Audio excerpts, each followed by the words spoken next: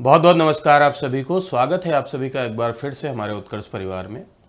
जैसा कि आप सभी को पता है, मेरा नाम विपुल त्रिपाठी है और मैं आप सभी के समक्ष आज एक नए टॉपिक के साथ उपस्थित हुआ हूं। और आज का आपका टॉपिक है संविधान और संविधानवाद। इसमें हम लोग आज देखेंगे कि आखिर संविधान क्या होता है, संविधान का महत्व क्या है, संविधान जरूरी क्यों है। और साथ साथ एक टर्मिनोलॉजी आप लोगों ने सुनी होगी पॉलिटिकल साइंस में, जिसे हम संविधानवाद के नाम से जानते हैं या कॉन्स्टिट्यूशनलिज्म के नाम से जानते हैं। कॉन्स्टिट्यूशनलिज्म जब आप सुनते हैं तो आपको लगता होगा कि दोनों एक ही जैसा दिख रहा है, एक ही तो है।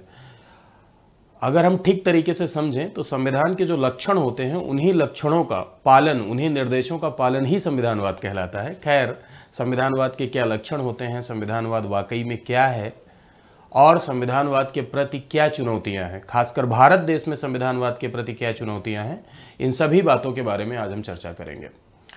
और ये जो आपका टर्मिनोलॉजी है संविधान और संविधानवाद, इससे संबंधित प्रश्न आपके यहाँ बन सकते हैं। प्रीलिम्स में तो प्रश्न बनते ही हैं ऑब्जेक्टिव टाइप में। साथ साथ आज का ये जो टॉपिक है पूरी तरीके से मेंस ओरिएंटेड है, यानी 125 वर्ड में आपके यहाँ यूपी पीसीएस में सवाल पूछा जाता है 8 नंबर का, और जिसमें ये सवाल आपके यहाँ आ सकता है कि संविधान क्या है और संविधान का क्या महत्व है। और साथ साथ 200 शब्दों में भी ये सवाल पूछा जा सकता है कि संविधानवाद क्या है और संविधानवाद के प्रति भारत में क्या चुनौतियां हैं। तो इन सभी सवालों को ध्यान में रखते हुए आज की इस पूरी की पूरी चर्चा होगी। ठीक है, चलिए शुरू करते हैं आज की इस कहानी को। तो सबसे पहले हम यही देखने की कोशिश करेंगे कि आखिर संविधान क्या है और संविधानवाद क्या है। संविधान और संविधानवाद, संविधान और संविधानवाद, कॉन्स्टिट्यूशन एंड कॉन्स्टिट्यूशनलिज्म। तो एक बात समझिए कि जैसे यहाँ लिखा हुआ है संविधान, तो सबसे पहले मन में ये प्रश्न उठता है कि आखिर संविधान क्या है। एक बात बहुत ध्यान से समझिए कि किसी भी राजनीतिक व्यवस्था को चलाने के लिए आप ये बात समझते होंगे कि नियम कानूनों को बनाना जरूरी होता है। अगर मान लीजिए कि किसी जगह पर 1 लोग, 2 लोग रहते हैं, 3 लोग रहते हैं, 4 लोग रहते हैं, तो हो सकता है कि आपसी सहमति से व्यवस्था चल जाए। लेकिन अगर जनसंख्या बहुत ज़्यादा है तो ऐसी स्थिति में व्यवस्थाएं भी आपसी सहमति से नहीं चलेंगी और उसके लिए एक अलग सी व्यवस्था बनानी पड़ेगी। अब कैसी भी व्यवस्था आप बनाइए, बहुत जगहों पे आप देखते हैं राजतंत्र होता है, यानी राजा का शासन होता है, या किसी समूह का शासन होता है, या किसी एक पार्टी का शासन हो सकता है, कुछ भी हो सकता है। तो जब जनसंख्या बढ़ती है, एक से अधिक लोग बढ़ते हैं, तो वहाँ पर व्यवस्था आपसी सहमति से नहीं चल सकती है। और ऐसी जगहों पर अगर आप व्यवस्था का निर्माण करते हैं तो आपको अलग अलग घटकों का निर्माण करना पड़ता है, यानी अलग अलग कंपोनेंट का निर्माण करना पड़ता है। जैसे अभी आप मेरी क्लास देख रहे हैं, आप मेरी क्लास देख रहे हैं, तो मेरी क्लास को आप तक पहुंचाने के लिए ढेर सारे कंपोनेंट वर्क कर रहे हैं, ढेर सारे घटक काम कर रहे हैं। सामने एक व्यक्ति बैठा हुआ है जो इस पूरे के पूरे क्लास को, इस पूरे के पूरे स्टूडियो को मैनेज कर रहा है। साथ साथ मैं पढ़ा रहा हूं, आप तक ये क्लास यूट्यूब के माध्यम से पहुंच रही है। तो ये तीनों लोग क्या हो गए, अलग अलग कंपोनेंट हो गए, और अलग अलग कंपोनेंट के माध्यम से ये पूरा का पूरा सिस्टम चलाया जा रहा है, पूरी की पूरी व्यवस्था चलाई जा रही है। तो किसी भी सिस्टम को चलाने के लिए, किसी भी व्यवस्था को चलाने के लिए अलग अलग घटकों की जरूरत पड़ती है, और अलग अलग घटकों को मिलाकर ही हम एक व्यवस्था को जन्म देते हैं। और यही बात अगर हम राज्य के परिप्रेक्ष्य में देखें, यही बात अगर हम समाज के परिप्रेक्ष्य में देखें, तो जाहिर सी बात है कि अगर हम किसी राजनीतिक व्यवस्था को जन्म देना चाहते हैं, किसी राज्य की व्यवस्था को जन्म देना चाहते हैं, तो वहां पर भी हम अलग अलग कंपोनेंट का निर्माण करेंगे, अलग अलग घटकों का निर्माण करेंगे। हो सकता है कोई एक कंपोनेंट है जो कानून बनाएगा, हो सकता है कोई एक कंपोनेंट है जो कानून को लागू कराएगा, हो सकता है कोई एक कंपोनेंट है जो न्याय देगा, हो सकता है कि कोई एक संस्था होगी जो चुनाव कराएगी। तो ये सब क्या है, ये सब अलग अलग घटक हैं। और ये अलग अलग घटक क्यों बने हुए हैं, ये अलग अलग घटक व्यवस्था निर्माण के लिए बने हैं। और ये व्यवस्था क्यों बनाई जा रही है, ये व्यवस्था बनाई जा रही है राज्य के कुशल संचालन के लिए, राजनीतिक व्यवस्था को स्थापित करने के लिए व्यवस्था बनाई जा रही है। तो अलग अलग घटकों के निर्माण, अलग अलग घटकों के बीच में समन्वय और अलग अलग घटकों का कार्य करना किसी राज्य को चलाने के लिए, इसी को हम राजनीतिक व्यवस्था के तौर पर देखते हैं। और किसी भी राजनीतिक व्यवस्था के कुशल संचालन के लिए, किसी भी राजनीतिक व्यवस्था के सफल संचालन के लिए नियमों का होना जरूरी है, कानून का होना जरूरी है और कुछ लक्ष्यों का होना जरूरी है। नियम कानून तो आप समझ रहे हैं कि भाई नियम का होना, कानून का होना जरूरी है, लेकिन लक्ष्य का होना क्यों जरूरी है? क्योंकि भविष्य में हम क्या प्राप्त करना चाहते हैं, हम इस देश को, इस राज्य को कैसा बनाना चाहते हैं, इसके लिए कुछ तो सोचा होगा ना। अब इसी को हम लक्ष्य कहते हैं। जैसे एक एग्जाम्पल के तौर पे हम देखें तो अंग्रेजों के ज़माने में आप देखते थे कि अंग्रेजों के ज़माने में जो लक्ष्य था वो लक्ष्य था पुलिस स्टेट बनाना। पुलिस स्टेट बनाना यानी पुलिस राज्य बनाना। पुलिस राज्य का मतलब है एक ऐसा राज्य जहां कानून व्यवस्था बनी रहे, जनता चाहे जिए, जनता चाहे मरे, इससे कोई मतलब नहीं है। और आज हमारा लक्ष्य क्या है? आज हमारा लक्ष्य है वेलफेयर स्टेट बनाना। वेलफेयर स्टेट मतलब लोक कल्याणकारी राज्य की स्थापना करना। और लोक कल्याणकारी राज्य एक ऐसा राज्य होता है जहां पर हर वर्ग का कल्याण सुनिश्चित किया जाए। एक ऐसा राज्य जहां हर वर्ग का कल्याण सुनिश्चित करने का प्रयास किया जाए, चाहे वो शोषित हो, वंचित हो, दबा हो, कुचला हो, पिछड़ा हो, कोई भी हो, महिला हो, पुरुष हो। तो ऐसी राज्य के परिकल्पना जब हम करते हैं तो उसे वेलफेयर स्टेट कहते हैं, यानी लोक कल्याणकारी राज्य कहते हैं। तो ये लक्ष्य है। तो किसी भी राजनीतिक व्यवस्था में नियम बनाने पड़ेंगे, कानून बनाने पड़ेंगे और कुछ लक्ष्य निर्धारित करने पड़ेंगे राजनीतिक व्यवस्था के सफल संचालन के लिए, या राजनीतिक व्यवस्था को चलाने के लिए किसकी जरूरत है? नियमों की जरूरत है, कानूनों की जरूरत है, साथ साथ लक्ष्यों की भी जरूरत है। यानी कुछ गोल होने चाहिए कि हम भविष्य में क्या करना चाहते हैं, हम कैसा सेटअप तैयार करना चाहते हैं, हमारी आकांक्षाएं क्या हैं, उस आकांक्षाओं को हम कैसे अचीव करेंगे। तो नियम, कानूनों और लक्ष्यों का जो सेट होता है, यानी नियम, कानूनों और लक्ष्यों का जो समुच्चय होता है, उसी को हम क्या कहते हैं? उसी को हम संविधान कहते हैं, यानी उसी को हम कॉन्स्टिट्यूशन कहते हैं। देखिए कितनी सरल भाषा में ये बात स्पष्ट हो गई कि किसी भी राजनीतिक व्यवस्था को चलाने के लिए या किसी भी राज्य व्यवस्था को चलाने के लिए नियम, कानून और लक्ष्यों का जो सेट है, उसी को हम क्या कहते हैं? संविधान कहते हैं। कुछ अन्य परिभाषाओं की यदि हम बात करें तो भैया एक ऐसा संविधान, एक ऐसा दस्तावेज होता है, संविधान एक ऐसा कॉम्पैक्ट डॉक्यूमेंट है by which a country governs. संविधान एक ऐसा दस्तावेज है जिसके द्वारा एक देश पर शासन किया जाता है, जिसके द्वारा एक कंट्री को क्या किया जाता है? गवर्न किया जाता है।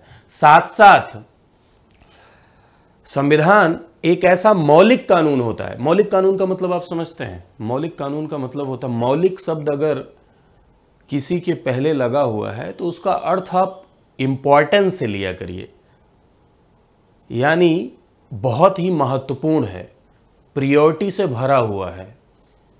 तो संविधान के लिए भी कहा जाता है कि संविधान एक ऐसा मौलिक कानून है जिससे किसी देश में शासन व्यवस्था को स्थापित किया जाता है। और हम सारी बातें आज जो देखेंगे वो भारत के रेस्पेक्ट में देखेंगे, यानी इंडिया के रेस्पेक्ट में देखेंगे। तो जाहिर सी बात है कि इंडिया का संविधान भी एक ऐसा संविधान है जो नियम, कानूनों और लक्ष्यों का संग्रह है। भारत का संविधान एक ऐसा संविधान है जो ऐसी रूपरेखा को स्पष्ट करता है जिस रूपरेखा से भारत देश में राजनीतिक व्यवस्था चलेगी। यानी भारत का संविधान भी भारत की पॉलिटी के स्ट्रक्चर को प्रोवाइड करेगा। भारत देश में अलग अलग संस्थाओं के निर्माण और अलग अलग संस्थाओं की शक्तियों को दिखाएगा। यह है भारत का संविधान। और एक बात ध्यान दीजिएगा कि किसी भी देश में संविधान का बनना जरूरी नहीं है कि किसी भी देश में संविधान बन जाए तो हम संविधान के मूल्यों को हासिल कर लें। संविधान आप एक निश्चित समय में बना सकते हैं। जैसे भारत का संविधान 2 साल 11 माह और 18 दिन में बनके तैयार हो गया, लेकिन आज भी हम संविधान के लक्ष्यों को प्राप्त कर रहे हैं। क्या आपको लगता है कि आज संविधान को लेकर चुनौतियां नहीं हैं? संविधानवाद को लेकर, संविधान को लेकर आज भी चुनौतियां हैं। क्या संविधान के सभी लक्ष्यों को हमने हासिल कर लिया है? नहीं, आज भी ढेर सारे चैलेंजेस हैं।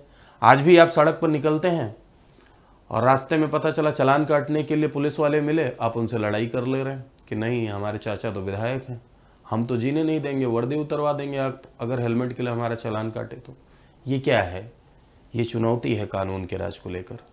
ठीक है, ये संविधान को स्थापित करने को लेकर चुनौती है, कानून को धरती पर क्रियान्वित करने को लेकर क्या है? चुनौती है, यानी चैलेंज है।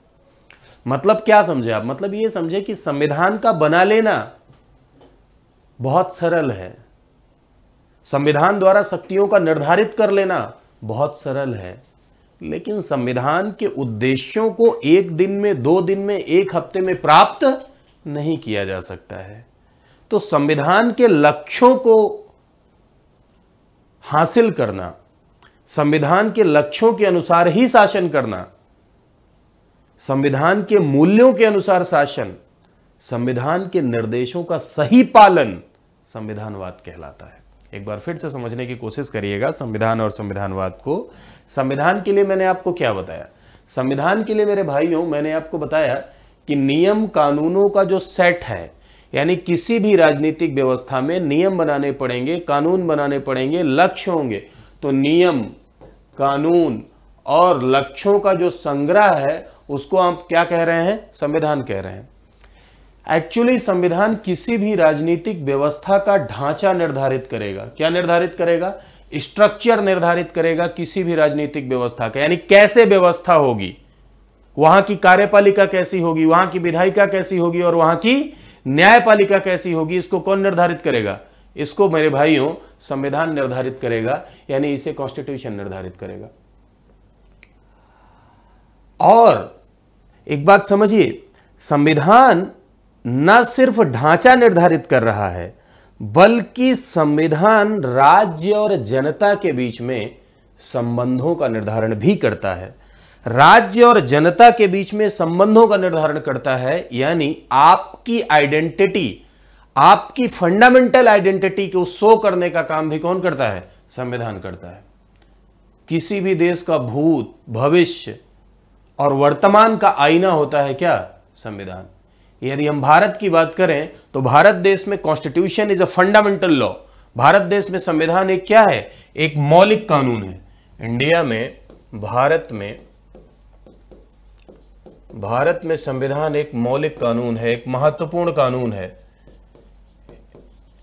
यानी सबसे फंडामेंटल लॉ है ना। जैसे आप पढ़ते हैं फंडामेंटल राइट्स, तो फंडामेंटल राइट्स आप पढ़ते हैं तो मौलिक अधिकारों को मौलिक अधिकार क्यों कहा गया है? मौलिक अधिकारों को मौलिक अधिकार इसलिए कहा गया है क्योंकि अधिकारों में सबसे महत्वपूर्ण है, सबसे ज़्यादा जरूरी है, सबसे ज़्यादा आवश्यक है। वैसे भारत देश में संविधान मौलिक कानून क्यों है, या किसी देश में संविधान फंडामेंटल लॉ क्यों होता है, मौलिक कानून क्यों होता है? क्योंकि वो सबसे ज़्यादा आवश्यक है, क्योंकि वो सबसे ज़्यादा जरूरी है, क्योंकि वो सबसे ज़्यादा महत्वपूर्ण है ना। जैसे जीवन में भी बहुत सारी चीज़ें फंडामेंटल होती हैं। आप किसी के जीवन में उसका कैरियर बहुत आवश्यक होगा, फंडामेंटल होगा। किसी के जीवन में शादी करना बहुत फंडामेंटल थिंग होगी, है ना। तो वैसे ही संविधान एक मौलिक कानून है। इंडिया में आप देखेंगे तो इंडिया में संविधान सुप्रीम लॉ है। सुप्रीम लॉ का मतलब क्या होता है? सुप्रीम लॉ का मतलब होता है कि सर्वोच्च कानून है। कैसा कानून? सर्वोच्च कानून। सर्वोच्च कानून का मतलब होता है कि एक ऐसा कानून जिसका उल्लंघन कोई दूसरा कानून नहीं कर सकता है। ना तो कोई संस्था, ना तो कोई पद, ना तो कोई व्यक्ति संविधान के ऊपर नहीं जा सकता है, यानी no one is above the constitution. कोई भी व्यक्ति संविधान से ऊपर नहीं है, कोई भी संस्था संविधान से ऊपर नहीं है, कोई भी कानून संविधान के ऊपर नहीं। इसीलिए इसे लीगस लिगम कहा जाता है। लीगस लिगम का मतलब होता है लॉ ऑफ ऑल लॉज, यानी सभी कानूनों का कानून कहा जाता है। सुप्रीम लॉ यानी कोई दूसरा कानून इससे ऊपर नहीं है। No one is above the constitution. कोई भी लॉ ऐसा नहीं बनाया जा सकता है जो संविधान का क्या कर सके? उल्लंघन कर सके, जो संविधान के खिलाफ जा सके, जो संविधान का उल्लंघन कर सके, ऐसा कोई भी कानून नहीं बनाया जा सकता है। और एक बात और ध्यान दीजिएगा कि भारत देश में संविधान कोई स्टैटिक डॉक्यूमेंट नहीं है। स्टैटिक डॉक्यूमेंट का मतलब होता है एक ऐसा डॉक्यूमेंट जो पत्थर की लकीर हो, एक बार लिख दिया गया तो लिख दिया गया। भारत देश में संविधान ऑर्गेनिक वन है। ऑर्गेनिक वन का मतलब है कि समय के साथ क्या करता है? ग्रो करता है, परिवर्तनों को क्या करता है? स्वीकार करता है। भारत के संविधान को आप देखेंगे तो भारत के संविधान समय के साथ ग्रोइंग डॉक्यूमेंट है। ग्रोइंग डॉक्यूमेंट है, या इसे आप कहते हैं कि लिविंग डॉक्यूमेंट है। लिविंग डॉक्यूमेंट यानी जिंदा दस्तावेज है। ये समय के साथ ग्रो करता है। समय के साथ ग्रो करता है। कैसे ग्रो करेगा? कोई संविधान समय के साथ कैसे ग्रो करेगा? जब वो परिवर्तनों को स्वीकार करेगा, जब वो चेंजेस को एक्सेप्ट करेगा, तब वो समय के साथ। क्या भारत का संविधान परिवर्तन को स्वीकार करता है? क्या भारत के संविधान में संशोधन हो सकता है? जी हाँ, बिल्कुल। भारत के संविधान में संशोधन हो सकता है, और भारत के संविधान में संशोधन करने की शक्ति संसद के पास है। संविधान में संशोधन करने की संसद के पास शक्ति है, लेकिन ऐसा भी नहीं है कि संसद के पास भारत के संविधान को संशोधित करने की शक्ति है तो वो असीमित शक्ति है, ऐसा भी नहीं है। संसद भारत के संविधान में संशोधन कर सकती है, लेकिन संविधान के मूल ढांचे को डिस्टर्ब नहीं कर सकती है। और संविधान का मूल ढांचा क्या है ये कहीं लिखा नहीं है। एक लैंडमार्क जजमेंट है माननीय सुप्रीम कोर्ट का, और उस जजमेंट का नाम है केशवानंद भारती केस, ठीक है। और केशवानंद भारती केस में माननीय सुप्रीम कोर्ट ने एक ढांचा दिया, एक सिद्धांत दिया जिसे डॉक्ट्रिन ऑफ बेसिक स्ट्रक्चर कहते हैं या मूल ढांचे का सिद्धांत कहते हैं। और मूल ढांचे का सिद्धांत के अनुसार संसद भारत के संविधान के किसी भी भाग में संशोधन कर सकती है, लेकिन संविधान के मूल ढांचे को डिस्टर्ब नहीं कर सकती है। और मूल ढांचा क्या है ये कहीं लिखा नहीं है, समय समय पर सुप्रीम कोर्ट ही बताएगी। ऐसा क्यों किया गया है? ऐसा इसलिए किया गया कि कहीं संसद की शक्तियां असीमित न हो जाएं, असीमित न हो जाएं, क्योंकि अगर किसी भी संस्था को अगर आप अनलिमिटेड पावर दे देते हैं तो वो संस्था मनमानी कर सकती है। अगर आपको भी अनलिमिटेड पावर दे दिया जाए तो आप भी मनमानी कर सकते हैं। ये मानव विकास का इतिहास है कि किसी व्यक्ति, किसी संस्था, किसी पद को अगर असीमित शक्तियां दे दी जाती हों तो निरंकुश हो सकता है, मनमानी कर सकता है। और डॉक्ट्रिन ऑफ बेसिक स्ट्रक्चर यानी मूल ढांचे का सिद्धांत इसी संतुलन को स्थापित करता है, ठीक है। वो कह रहा है कि भैया संविधान में संशोधन संसद कर सकती है, लेकिन मूल ढांचे को चेंज नहीं कर सकती है। मूल ढांचा हमारे संविधान निर्माताओं का वो सपना जो हम हमेशा हमेशा के लिए बनाए रखना चाहते हैं, हालांकि ये कहीं डिफाइन नहीं है। तो संविधान क्या बता रहा था मैं, संविधान ग्रो करता है। कैसे ग्रो करता है संविधान? तो भैया संविधान में संशोधन संभव है तो अमेंडमेंट के थ्रू संविधान ग्रो करता है। और साथ साथ आप देखेंगे कि भारत देश में संविधान का अंतिम व्याख्याता सुप्रीम कोर्ट है। संविधान की व्याख्या करने का अधिकार भारत देश में हायर जुडिशरी को है, और हायर जुडिशरी में अपेक्स कोर्ट आपकी सुप्रीम कोर्ट है। तो सुप्रीम कोर्ट समय समय पर संविधान की व्याख्या भी करती है, जिसे आप इम्प्लिसिट प्रोविजन के नाम से जानते होंगे। इसका मतलब क्या है? जैसे मान लीजिए कि अनुच्छेद 21 जो कि आपके जीवन के अधिकार की बात करता है। अब अनुच्छेद 21 आपके जीवन के अधिकार की बात करता है, तो अनुच्छेद 21 में ये लिखा है कि आपके जीवन के अधिकार को तब तक नहीं छीना जा सकता जब तक कानून के द्वारा कोई ऐसी प्रक्रिया स्थापित न हो। लेकिन अनुच्छेद 21 की व्याख्या करते हुए माननीय सुप्रीम कोर्ट ने ढेर सारी बातें उसमें इंक्लूड की, जैसे विदेश यात्रा का अधिकार भी आपके जीवन के अधिकार में शामिल है, मेनका गांधी केस में बताया। निजता का अधिकार भी आपके जीवन के अधिकार में शामिल है। अपनी पसंद का शादी करने का अधिकार भी अनुच्छेद 21 के अंतर्गत जीवन के अधिकार में शामिल है। ये तो आपको बड़ा प्रिय लग रहा होगा। तो ये जो तीनों अधिकार मैंने आपको बताए ये लिखे नहीं है 21 में, इनकी व्याख्या करते हुए 21 की व्याख्या करते हुए माननीय सुप्रीम कोर्ट ने जीवन के अधिकार में इसे समाहित किया, यानी अंतर्निहित किया। इसलिए इसे इम्प्लिसिट प्रोविजन कहते हैं, अंतर्निहित प्रावधान। ये इंटरप्रिटेशन है, न्यायिक व्याख्या है। तो क्या न्यायिक व्याख्या के द्वारा भी संविधान ग्रो करता है? जी हाँ, बिल्कुल। जुडिशियल इंटरप्रिटेशन के द्वारा, यानी न्यायिक व्याख्या के द्वारा, जुडिशियल इंटरप्रिटेशन के द्वारा भी संविधान क्या करता है? ग्रो करता है। साथ साथ भारत देश में कानूनों का ग्रो करना न सिर्फ अमेंडमेंट और जुडिशियल इंटरप्रिटेशन के थ्रू होता है, बल्कि कन्वेंशन के थ्रू भी होता है।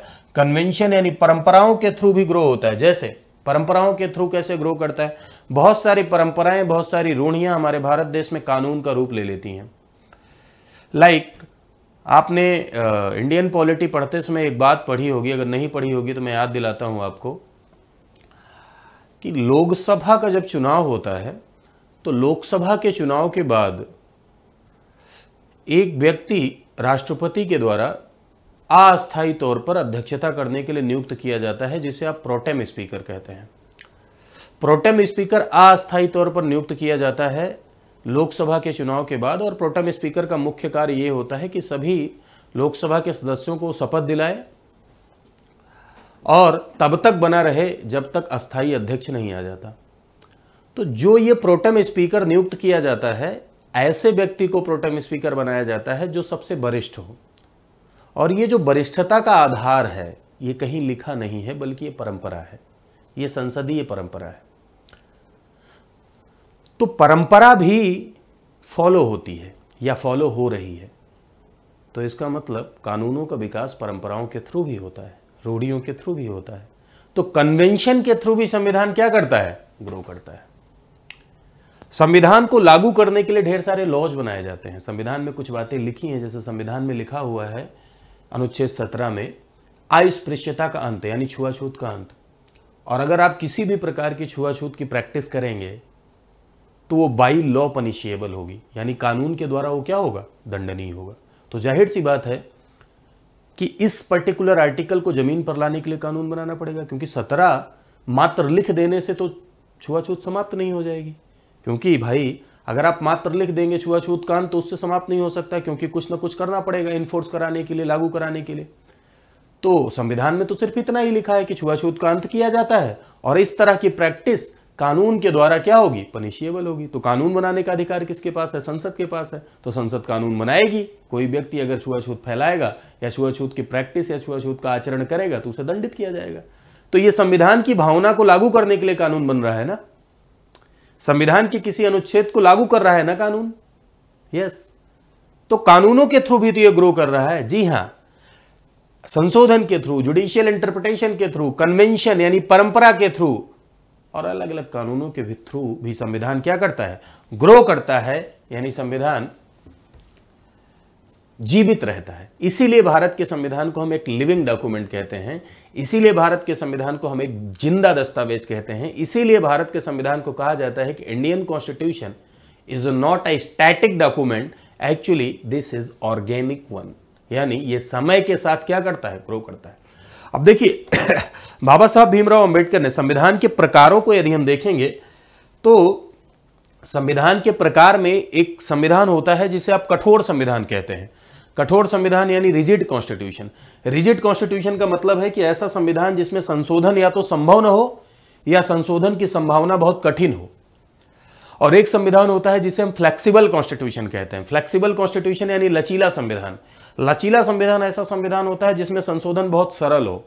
अब भारत के संविधान को आप देखेंगे तो भारत का संविधान फ्लेक्सिबल और इनफ्लेक्सिबल, रिजिड और फ्लेक्सिबल दोनों है, कठोर और लचीला दोनों है भारत का संविधान। क्यों कठोर और लचीला दोनों है? क्योंकि भारत के संविधान के कुछ प्रावधान ऐसे हैं जिनमें संशोधन बहुत कठिन है, इसलिए हम कहते हैं कठोर है। और भारत के संविधान के कुछ प्रावधान ऐसे हैं जिसमें संशोधन बहुत सरल है, इसलिए हम कहते हैं कि संविधान लचीला है। तो इसलिए संविधान कठोर और लचीला दोनों है। क्यों ऐसा किया गया? ऐसा इसलिए किया गया क्योंकि देखिए, भारत के संविधान की कठोरता को इसलिए लाया गया क्योंकि कहीं ऐसा ना हो कि संविधान को अगर हम बहुत लचीला बना दें तो कल को कोई सरकार पूरा संविधान ही बदल के रख दे, संविधान की मूल भावना ही बदल के रख दे। इसलिए संविधान के कुछ प्रावधानों में संशोधन बहुत कठिन बनाया गया। कठिन का सेंस ये है कि केंद्र के साथ साथ राज्य की भी सहमति लेनी पड़ती है संशोधन करने के लिए। और संविधान के कुछ प्रावधान ऐसे हैं जिनको बहुत सरलता पूर्वक से संशोधन अकेले संसद कर सकती है, अर्थात लचीलापन है। बाबा साहब ने कहा था कि भारत का संविधान ऐसा नहीं है कि भारत का संविधान बिल्कुल परफेक्ट है, बिल्कुल पूर्ण है, कोई दोष नहीं है। दोष हो सकता है, लेकिन भारत का संविधान एक ऐसा संविधान है जो समय के साथ अपने आप को ढाल सकता है, जो परिवर्तनों को स्वीकार कर सकता है। और ऐसा संविधान हमारा भारत का संविधान है जो समय के साथ परिवर्तन को स्वीकार करता है। कठोर और लचीला दोनों है। कठोर और लचीला दोनों है, यानी कि कुछ प्रावधान ऐसे हैं जिनमें आसानी से संशोधन हो सकता है और कुछ प्रावधानों में संशोधन क्या है, कठिन है। तो इतनी बातें आप लोगों ने समझ ली। क्या क्या बातें आपने समझ ली, जरा देखिएगा कि भाई आपने अब तक ये देखा मेरे भाइयों कि किसी भी राजनीतिक व्यवस्था में, यानी किसी भी पॉलिटिकल सिस्टम में,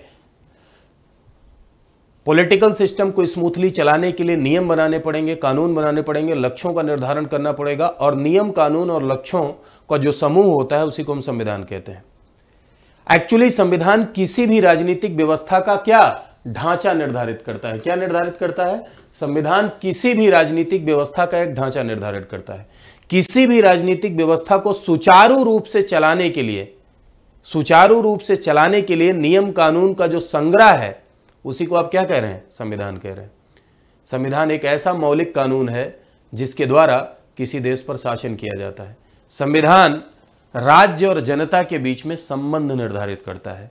संविधान लोगों की फंडामेंटल आइडेंटिटी प्रदान करता है। संविधान राज्य व्यवस्था का स्वरूप प्रदान करता है। तो ये है आपका संविधान की परिभाषा, और भारतीय संविधान को आपने देखा। अब हम लोग थोड़ा सा एक बात और देख लेते हैं, संविधान क्या है। आई होप आप समझ गए होंगे कि व्हाट इज कॉन्स्टिट्यूशन, यानी संविधान क्या है। तो सबसे पहली बात जो हम लोगों ने समझ ली वो ये है कि संविधान क्या है। ठीक है, फर्स्ट।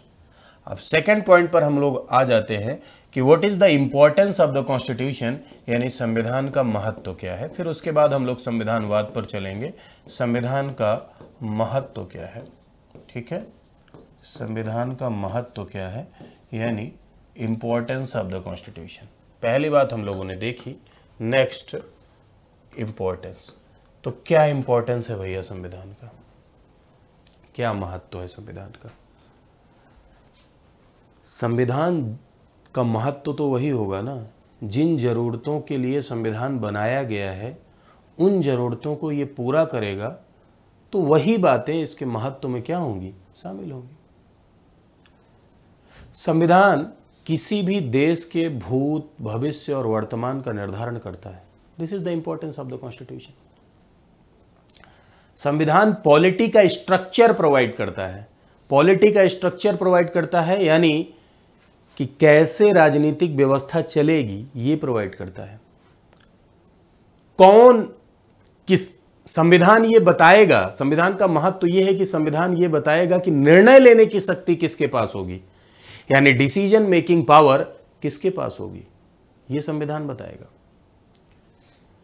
किसी भी देश में शासन करने के लिए आप जानते हैं कि 3 बातों का होना जरूरी होता है। एक संस्था जो कानून को क्या कराती है, लागू कराती है, जिसे आप कहते हैं कार्यपालिका या एग्जीक्यूटिव। एक संस्था कानून को बनाती है, जिसे आप कहते हैं विधायिका या लेजिस्लेचर। एक संस्था न्याय देती है, जिसे आप कहते हैं जुडिशरी यानी न्यायपालिका।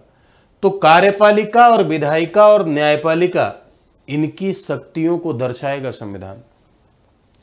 ये कैसे कार्य करेंगी इनको कौन बताएगा, इनको संविधान बताएगा। राइट, यानी ट्रिनिटी ऑफ द गवर्नमेंट, इसे आप क्या कहते हैं, ये 3 ट्रिनिटी। तो सरकार के तीनों अंगों की शक्तियों को ये बताता है। और साथ साथ संविधान का महत्व ये है कि ये संविधानवाद कानून का राज स्थापित करने में योगदान देगा। सरकार मनमानी नहीं कर सकती है, यानी सरकार के मनमानीपन पर यह रोक लगाएगा। संवैधानिक मर्यादा को क्रिएट करने का काम करेगा। जैसे एक बात समझिए कि सरकारों के पास ऑर्गेनाइज्ड पावर होती है।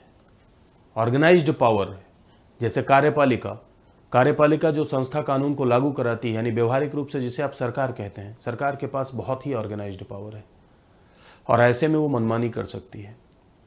तो कौन उनके मनमानीपन पर रोक लगाएगा, संविधान। क्योंकि कोई भी पद, कोई भी संस्था, कोई भी व्यक्ति संविधान के ऊपर नहीं जा सकता है। तो सरकार की संस्थाओं पर सीमाएं आरोपित करने का काम संविधान करेगा। क्या, सरकार की संस्थाओं पर सीमाएं आरोपित करने का काम कौन करेगा, संविधान करेगा। दैट मीन्स कि एक लिमिटेड गवर्नमेंट की स्थापना करेगा। लिमिटेड गवर्नमेंट का मतलब होता है सीमित सरकार। सीमित सरकार का मतलब एक ऐसी सरकार जिसके पास असीमित शक्तियां ना हो, एक ऐसी सरकार जो सीमाओं में रहे। सीमाओं में रहना क्यों जरूरी है, क्योंकि अगर असीमित हो जाएगी तो निरंकुश हो सकती है, तानाशाह हो सकती है, मनमानी कर सकती है। और संविधान यही मर्यादाएं निर्धारित करता है। यानी संविधान की मर्यादा में चलने वाली सरकार, संविधान के द्वारा लगाई गई सीमाओं के अनुसार चलने वाली सरकार को हम सीमित सरकार कहते हैं और इसी को हम कॉन्स्टिट्यूशनल गवर्नमेंट कहते हैं, इसी को हम संवैधानिक सरकार कहते हैं। संवैधानिक सरकार, एक प्रीलिम्स में एक सवाल पूछा जाता है कि संवैधानिक सरकार का क्या अर्थ है, और 3-4 ऑप्शन रहता है और जिसमें आपको टिक करना होता है लिमिटेड गवर्नमेंट का मतलब संवैधानिक सरकार है। क्लियर है। तो हम लोग यहां देख रहे थे कि what are the importance of the constitution, यानी संविधान का क्या महत्व क्या है। तो संविधान के महत्व की यदि हम बात करें मेरे भाइयों,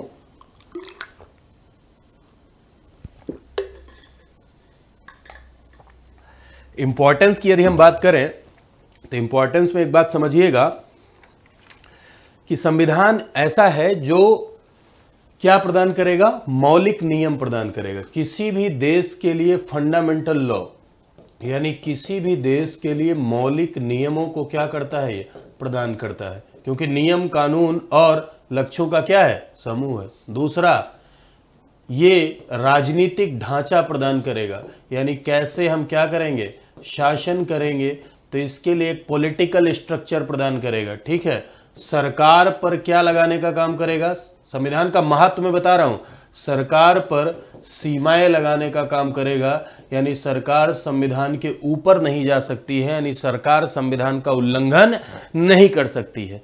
साथ साथ समाज में निर्णय लेने की शक्ति किसके पास है ना, निर्णय लेने की शक्ति किसके पास है, इसका निर्धारण कौन करेगा, निर्णय लेने की शक्ति किसके पास है, इसका निर्धारण कौन करेगा, इसका निर्धारण भी कॉन्स्टिट्यूशन करेगा, यानी संविधान ही इसका निर्धारण करेगा कि निर्णय लेने की शक्ति किसके पास है, कौन डिसीजन लेगा। जैसे भारत देश में निर्णय कौन लेता है, कार्यपालिका, विधायिका और न्यायपालिका।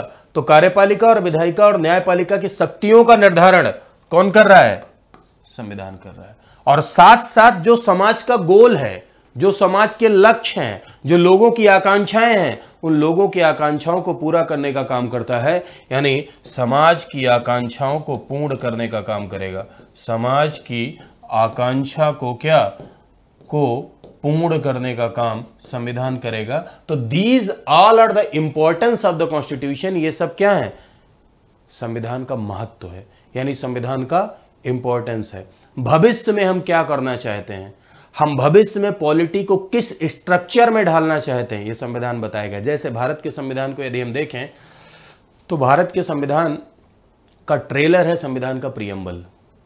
संविधान का प्रियम्बल अगर आप पढ़ें तो प्रियम्बल को संविधान का इंट्रोडक्शन कहा जाता है, प्रियम्बल को संविधान का परिचय कहा जाता है। क्या कहा जाता है, प्रियम्बल को संविधान का परिचय कहा जाता है, यानी इंट्रोडक्शन ऑफ द कॉन्स्टिट्यूशन कहा जाता है। क्या है प्रियम्बल में, हमने ये बताया है कि हम देश को कैसा बनाना चाहते हैं, हमारा भविष्य क्या होगा, हम भारत को किस पॉलिटी में ढालना चाहते हैं। ठीक है, तो इंट्रोडक्शन बेसिक समरी है। तो संविधान न सिर्फ नियम कानूनों का एक संग्रह है, बल्कि संविधान समाज की आकांक्षाओं को भी क्या करता है, पूरा करता है। जैसे एक बच्चे के लिए बर्थ सर्टिफिकेट, वैसे एक कंट्री के लिए क्या, संविधान। और साथ साथ भारत का संविधान एक ऐसा संविधान है जिसे हम रिटन कॉन्स्टिट्यूशन के तौर पर देखते हैं, जिसे हम लिखित संविधान के तौर पर देखते हैं। और लिखित संविधान किसी भी फेडरल सेटअप में, फेडरल सेटअप का क्या मतलब होता है जरा समझिएगा। देखिए, भारत देश में संघात्मक व्यवस्था है। संघात्मक व्यवस्था का मतलब ये होता है कि एक ऐसी व्यवस्था जहां एक से अधिक स्तर की सरकार हो। क्या, एक ऐसी व्यवस्था जहां एक से अधिक स्तर की सरकार होती है, उसे हम फेडरल सेटअप कहते हैं या उसे हम संघात्मक व्यवस्था कहते हैं। हालांकि संघात्मक व्यवस्था का कॉन्सेप्ट अमेरिका से आया। अमेरिका, भारत देश में तो संघात्मक व्यवस्था का कॉन्सेप्ट कनाडा से इंस्पायर है, लेकिन संघात्मक व्यवस्था का जन्म अमेरिका में हुआ। जन्म अमेरिका में हुआ क्योंकि अमेरिका में अलग अलग राज्य आपस में बैठ के एग्रीमेंट करके एक यूनाइटेड स्टेट ऑफ अमेरिका बनाए। तो अलग अलग राज्य आपस में मिलकर एक देश का निर्माण करते हैं, तो जाहिर सी बात है कि केंद्र और राज्य में शक्तियां बटेंगी। और ये जो केंद्र और राज्य में शक्तियां बटी, केंद्र सरकार के साथ साथ राज्य सरकार का भी अस्तित्व क्रिएट हुआ। इसी सेटअप को हम फेडरल सेटअप के तौर पे जानते हैं। तो अमेरिका में हुआ क्या कि अमेरिका में राज्य समझौता करके जुड़े थे, तो कोई राज्य ये नहीं चाहेगा कि हमको शक्तियां कम हो और केंद्र को ज्यादा हो, इसलिए वहां राज्यों को शक्तियां ज्यादा मिली। और राज्यों को शक्तियां ज्यादा मिली तो संघात्मक व्यवस्था के ये लक्षण हो गया कि भैया संघात्मक व्यवस्था में एक से अधिक स्तर की सरकारें होती हैं और राज्य सरकार को शक्तियां ज्यादा होती हैं। लेकिन भारत देश में जब हम संघात्मक व्यवस्था को अपना रहे थे, तो भारत देश में संघात्मक व्यवस्था को क्यों अपना रहे थे, पहला सवाल तो यही है। तो भारत देश में संघात्मक व्यवस्था को अपनाने के पीछे का कारण ये था, भारत की डाइवर्सिटी, भारत की विविधता, भारत की भौगोलिक विविधता, भारत की सांस्कृतिक विविधता। दिल्ली से बैठ के हम पूरे देश में शासन नहीं कर सकते थे, तो केंद्र के साथ साथ राज्य सरकार का अस्तित्व क्रिएट करना हमारे लिए क्या था, जरूरी था। और केंद्र के साथ साथ राज्य सरकार का अस्तित्व क्रिएट करना हमारे लिए जरूरी था, हमने क्रिएट किया। लेकिन हमने व्यवस्था केंद्र की तरफ टिल्ड कर दी, यानी हमने राज्य सरकार को मजबूत न बनाते हुए हमने किसको मजबूत बनाया, केंद्र को मजबूत बनाया। इसीलिए कहा जाता है कि भारत की संघात्मक व्यवस्था सशक्त केंद्र के साथ संघात्मक व्यवस्था है। सशक्त केंद्र के साथ संघात्मक व्यवस्था, इसका मतलब क्या है, इसका मतलब यह है कि केंद्र और राज्य में शक्तियां तो बटी हैं, केंद्र के साथ साथ राज्य सरकार का तो अस्तित्व है, लेकिन व्यवस्था सेंटर की तरफ टिल्ड है, यानी केंद्र की तरफ व्यवस्था झुकी हुई है। तो भारत की संघात्मक व्यवस्था में आप देख रहे हैं कि केंद्र और राज्य दोनों का अस्तित्व है, लेकिन व्यवस्था केंद्र की तरफ टिल्ड है। और किसी भी संघात्मक व्यवस्था का यह मुख्य लक्षण होता है कि वहां संविधान क्या होने चाहिए, लिखित होने चाहिए। लिखित संविधान, this is the important feature of the federal setup. ठीक है, तो लिखित संविधान क्यों जरूरी है? क्योंकि जाहिर सी बात है कि केंद्र के साथ साथ राज्य का भी अस्तित्व है। अगर आप स्पष्ट रूप से आप शक्तियों का बंटवारा केंद्र और राज्य में नहीं करेंगे, यानी क्लियरली आप शक्तियों का बंटवारा केंद्र और राज्य में नहीं करेंगे, तो क्या होने की संभावना है? कॉन्फ्लिक्ट होने की संभावनाएं होती हैं, यानी विवाद होने की संभावनाएं होती हैं। और इस वजह से संघात्मक व्यवस्था में, फेडरल सेटअप में लिखित संविधान क्या है? जरूरी है। तो यहां इसका महत्व तो यह भी है कि भारत की संघात्मक व्यवस्था में लिखित संविधान के रूप में संघात्मक व्यवस्था के लक्षण को क्या कर रहा है? ये परिपूर्ण कर रहा है। साथ साथ सरकार के तीनों अंगों को क्या, सरकार पर सीमाएं भी लगाता है और सरकार के तीनों अंगों को परिभाषित करेगा, यानी सरकार के तीनों अंगों को शक्तियां प्रदान करेगा, अंगों को क्या, शक्ति प्रदान करेगा, पावर प्रदान करेगा। सरकार के तीनों अंगों को परिभाषित करने का काम कौन करेगा? संविधान करेगा। This is also the importance of the constitution. Clear है? तो देखिए मैंने क्या क्या लिखा है। संविधान मौलिक नियम प्रदान करता है, राजनीतिक ढांचा प्रदान कर रहा है, सरकार पर सीमाएं लगा रहा है, निर्णय लेने की शक्ति किसके पास है, समाज की आकांक्षाएं क्या होंगी इसको पूरा करने का काम करेगा। एक आईना है जो भूत, वर्तमान और भविष्य की झलक मिलती है इसके लिए। ठीक है, फेडरल सेटअप के लिए लिखित संविधान क्या है? जरूरी है। यह भी इसका एक महत्व है। फेडरल सेटअप के लिए यानी संघात्मक व्यवस्था के लिए लिखित संविधान क्या है? के लिए लिखित संविधान, रिटन कॉन्स्टिट्यूशन जरूरी है। संविधान जरूरी है, राइट। तो आपने देखा कि what are the importance of the constitution, यानी संविधान का महत्व क्या है, और साथ साथ आपने ये भी देखा कि संविधान क्या है। आई होप इतना आपको क्लियर हो गया होगा। इससे आपके यहाँ एक सवाल बन सकता है, ये सवाल बन सकता है कि संविधान क्या है और संविधान का क्या महत्व है। What is constitution and what is the importance of the constitution, ये आपका 125 वर्ड में पूछा जा सकता है। ठीक है, तो अगर आपने पूरी चर्चा को ध्यान से सुना होगा तो इस सवाल को आप ट्राई कर सकते हैं। संविधान क्या है और संविधान का महत्व क्या है। संविधान क्या है और संविधान का महत्व क्या है। ठीक है, इससे आप 125 वर्ड 8 नंबर, जैसा कि आपके यहाँ PCS मेंस में पूछा जाता है, इसे आप ट्राई कर सकते हैं। ठीक है, ये सवाल आसानी से आप इस सवाल को कर ले जाएंगे, राइट। देखिए, आंसर राइटिंग स्किल एक ऐसी स्किल होती है जो कोई व्यक्ति आपको सिखा नहीं सकता है, याद रखिएगा। खुद से डेवलप करनी होती है। धीरे धीरे आप प्रयास करते रहेंगे तो आंसर राइटिंग स्किल डेवलप हो जाएगी। आंसर राइटिंग स्किल को डेवलप करने का सबसे अच्छा तरीका होता है कि आप प्रैक्टिस करें और टॉपर्स नोट पढ़ें। यानी जो टॉपर्स होते हैं, जैसे मान लीजिए कि PCS में लोग टॉप करते हैं, IAS में लोग टॉप करते हैं, तो टॉप जब करते हैं तो कहीं ना कहीं टेस्ट सीरीज ज्वाइन किए रहते हैं। जब टेस्ट सीरीज ज्वाइन, जैसे हमारे उत्कर्ष परिवार के द्वारा टेस्ट सीरीज ज्वाइन करके किसी ने अपनी तैयारी की और बाद में वो टॉप किया, तो हम वो टेस्ट सीरीज जो उस पर्टिकुलर एस्पिरेंट ने ज्वाइन की थी, उसको हमने एस्पिरेंट के लिए, अदर एस्पिरेंट के लिए आउट कर दिया कि बाकी लोग भी सीखें। तो वहाँ से आप देख सकते हैं। तो इससे क्या होता है कि आपको एक अंदाज़ा मिलता है। ठीक है, चलिए अब अगले पॉइंट पर हम लोग चलते हैं। अगला पॉइंट है आपका कॉन्स्टिट्यूशनलिज्म, यानी संविधानवाद। संविधान हम लोगों ने देखा, अब हम लोग देखते हैं कि आखिर संविधानवाद क्या है, आखिर कॉन्स्टिट्यूशनलिज्म क्या है। संविधानवाद क्या है या कॉन्स्टिट्यूशनलिज्म क्या है। तो देखिए, एक लाइन में यदि हम संविधानवाद को आपको समझाएं, एक शब्द में, एक लाइन में यदि संविधानवाद को समझाने की कोशिश करें, तो संविधानवाद का अर्थ ये है कि संविधान के मूल्यों को प्राप्त करना ही संविधानवाद है। वास्तव में संविधान के निर्देशों का पालन ही क्या है, संविधानवाद है। संविधान ने जिन संस्थाओं को शक्तियां दी हैं, उन संस्थाओं के द्वारा ही शक्तियों का प्रयोग किया जा रहा है, उल्लंघन नहीं हो रहा है, यही संविधानवाद है।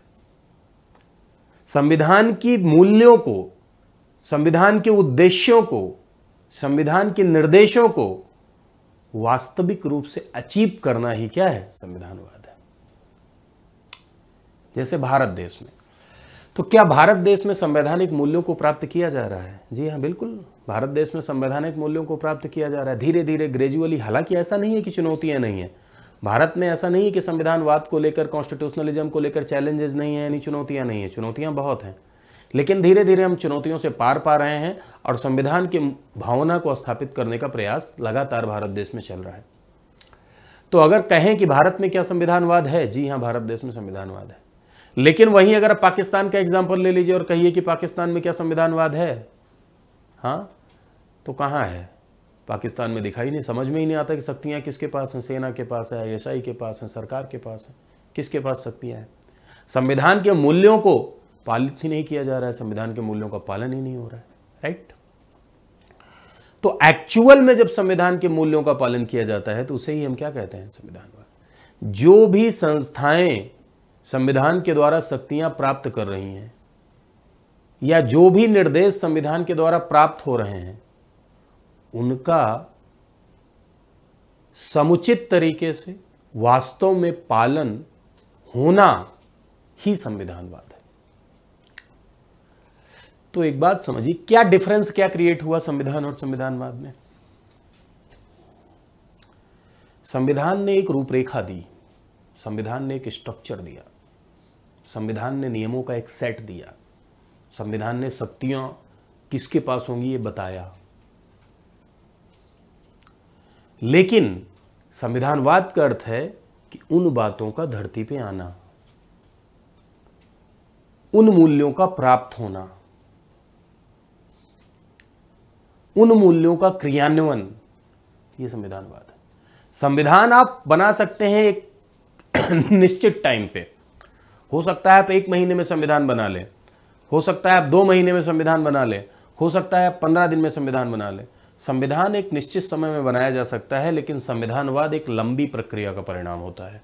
लंबी प्रक्रिया का परिणाम होता है, दैट मीन्स कि हम संविधान बना लेने से सिर्फ क्या संविधान के मूल्यों को क्या 1 दिन में हासिल किया जा सकता है? क्या नहीं किया जा सकता है भैया।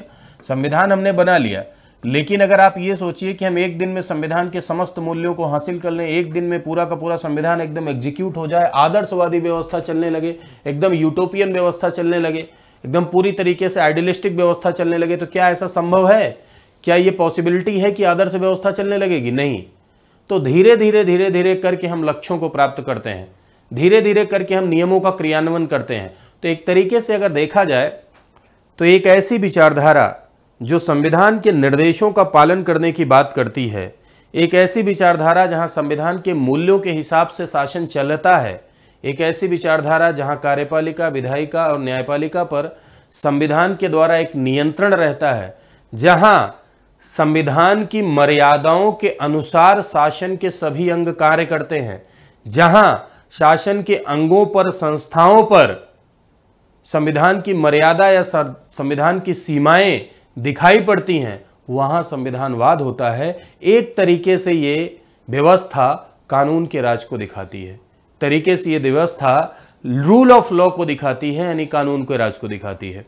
और अधिकतर, ज्यादातर हम लोकतांत्रिक प्रणालियों में मेरे भाइयों ये देखेंगे कि ज्यादातर डेमोक्रेटिक सिस्टम में, यानी ज्यादातर लोकतांत्रिक प्रणालियों में आपको ये लक्षण दिखाई पड़ेगा, यानी कॉन्स्टिट्यूशनलिज्म का लक्षण आपको ज्यादातर लोकतांत्रिक प्रणालियों में दिखाई पड़ेगा। क्लियर है? तो देखिए डिफरेंस क्या क्रिएट हुआ, क्या डिफरेंस क्रिएट हुआ संविधान और संविधानवाद में। डिफरेंस देखिए, ये है आपका संविधान, ये संविधानवाद।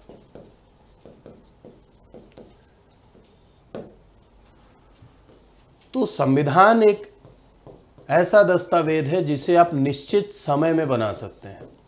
संविधान को निश्चित समय में प्राप्त किया जा सकता है, लेकिन संविधानवाद क्या 1 दिन में हासिल हो सकता है?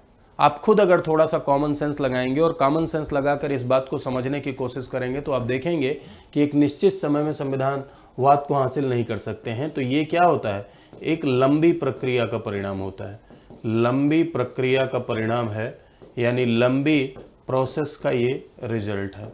ठीक है। सेकंड, संविधान हर देश में हो सकता है।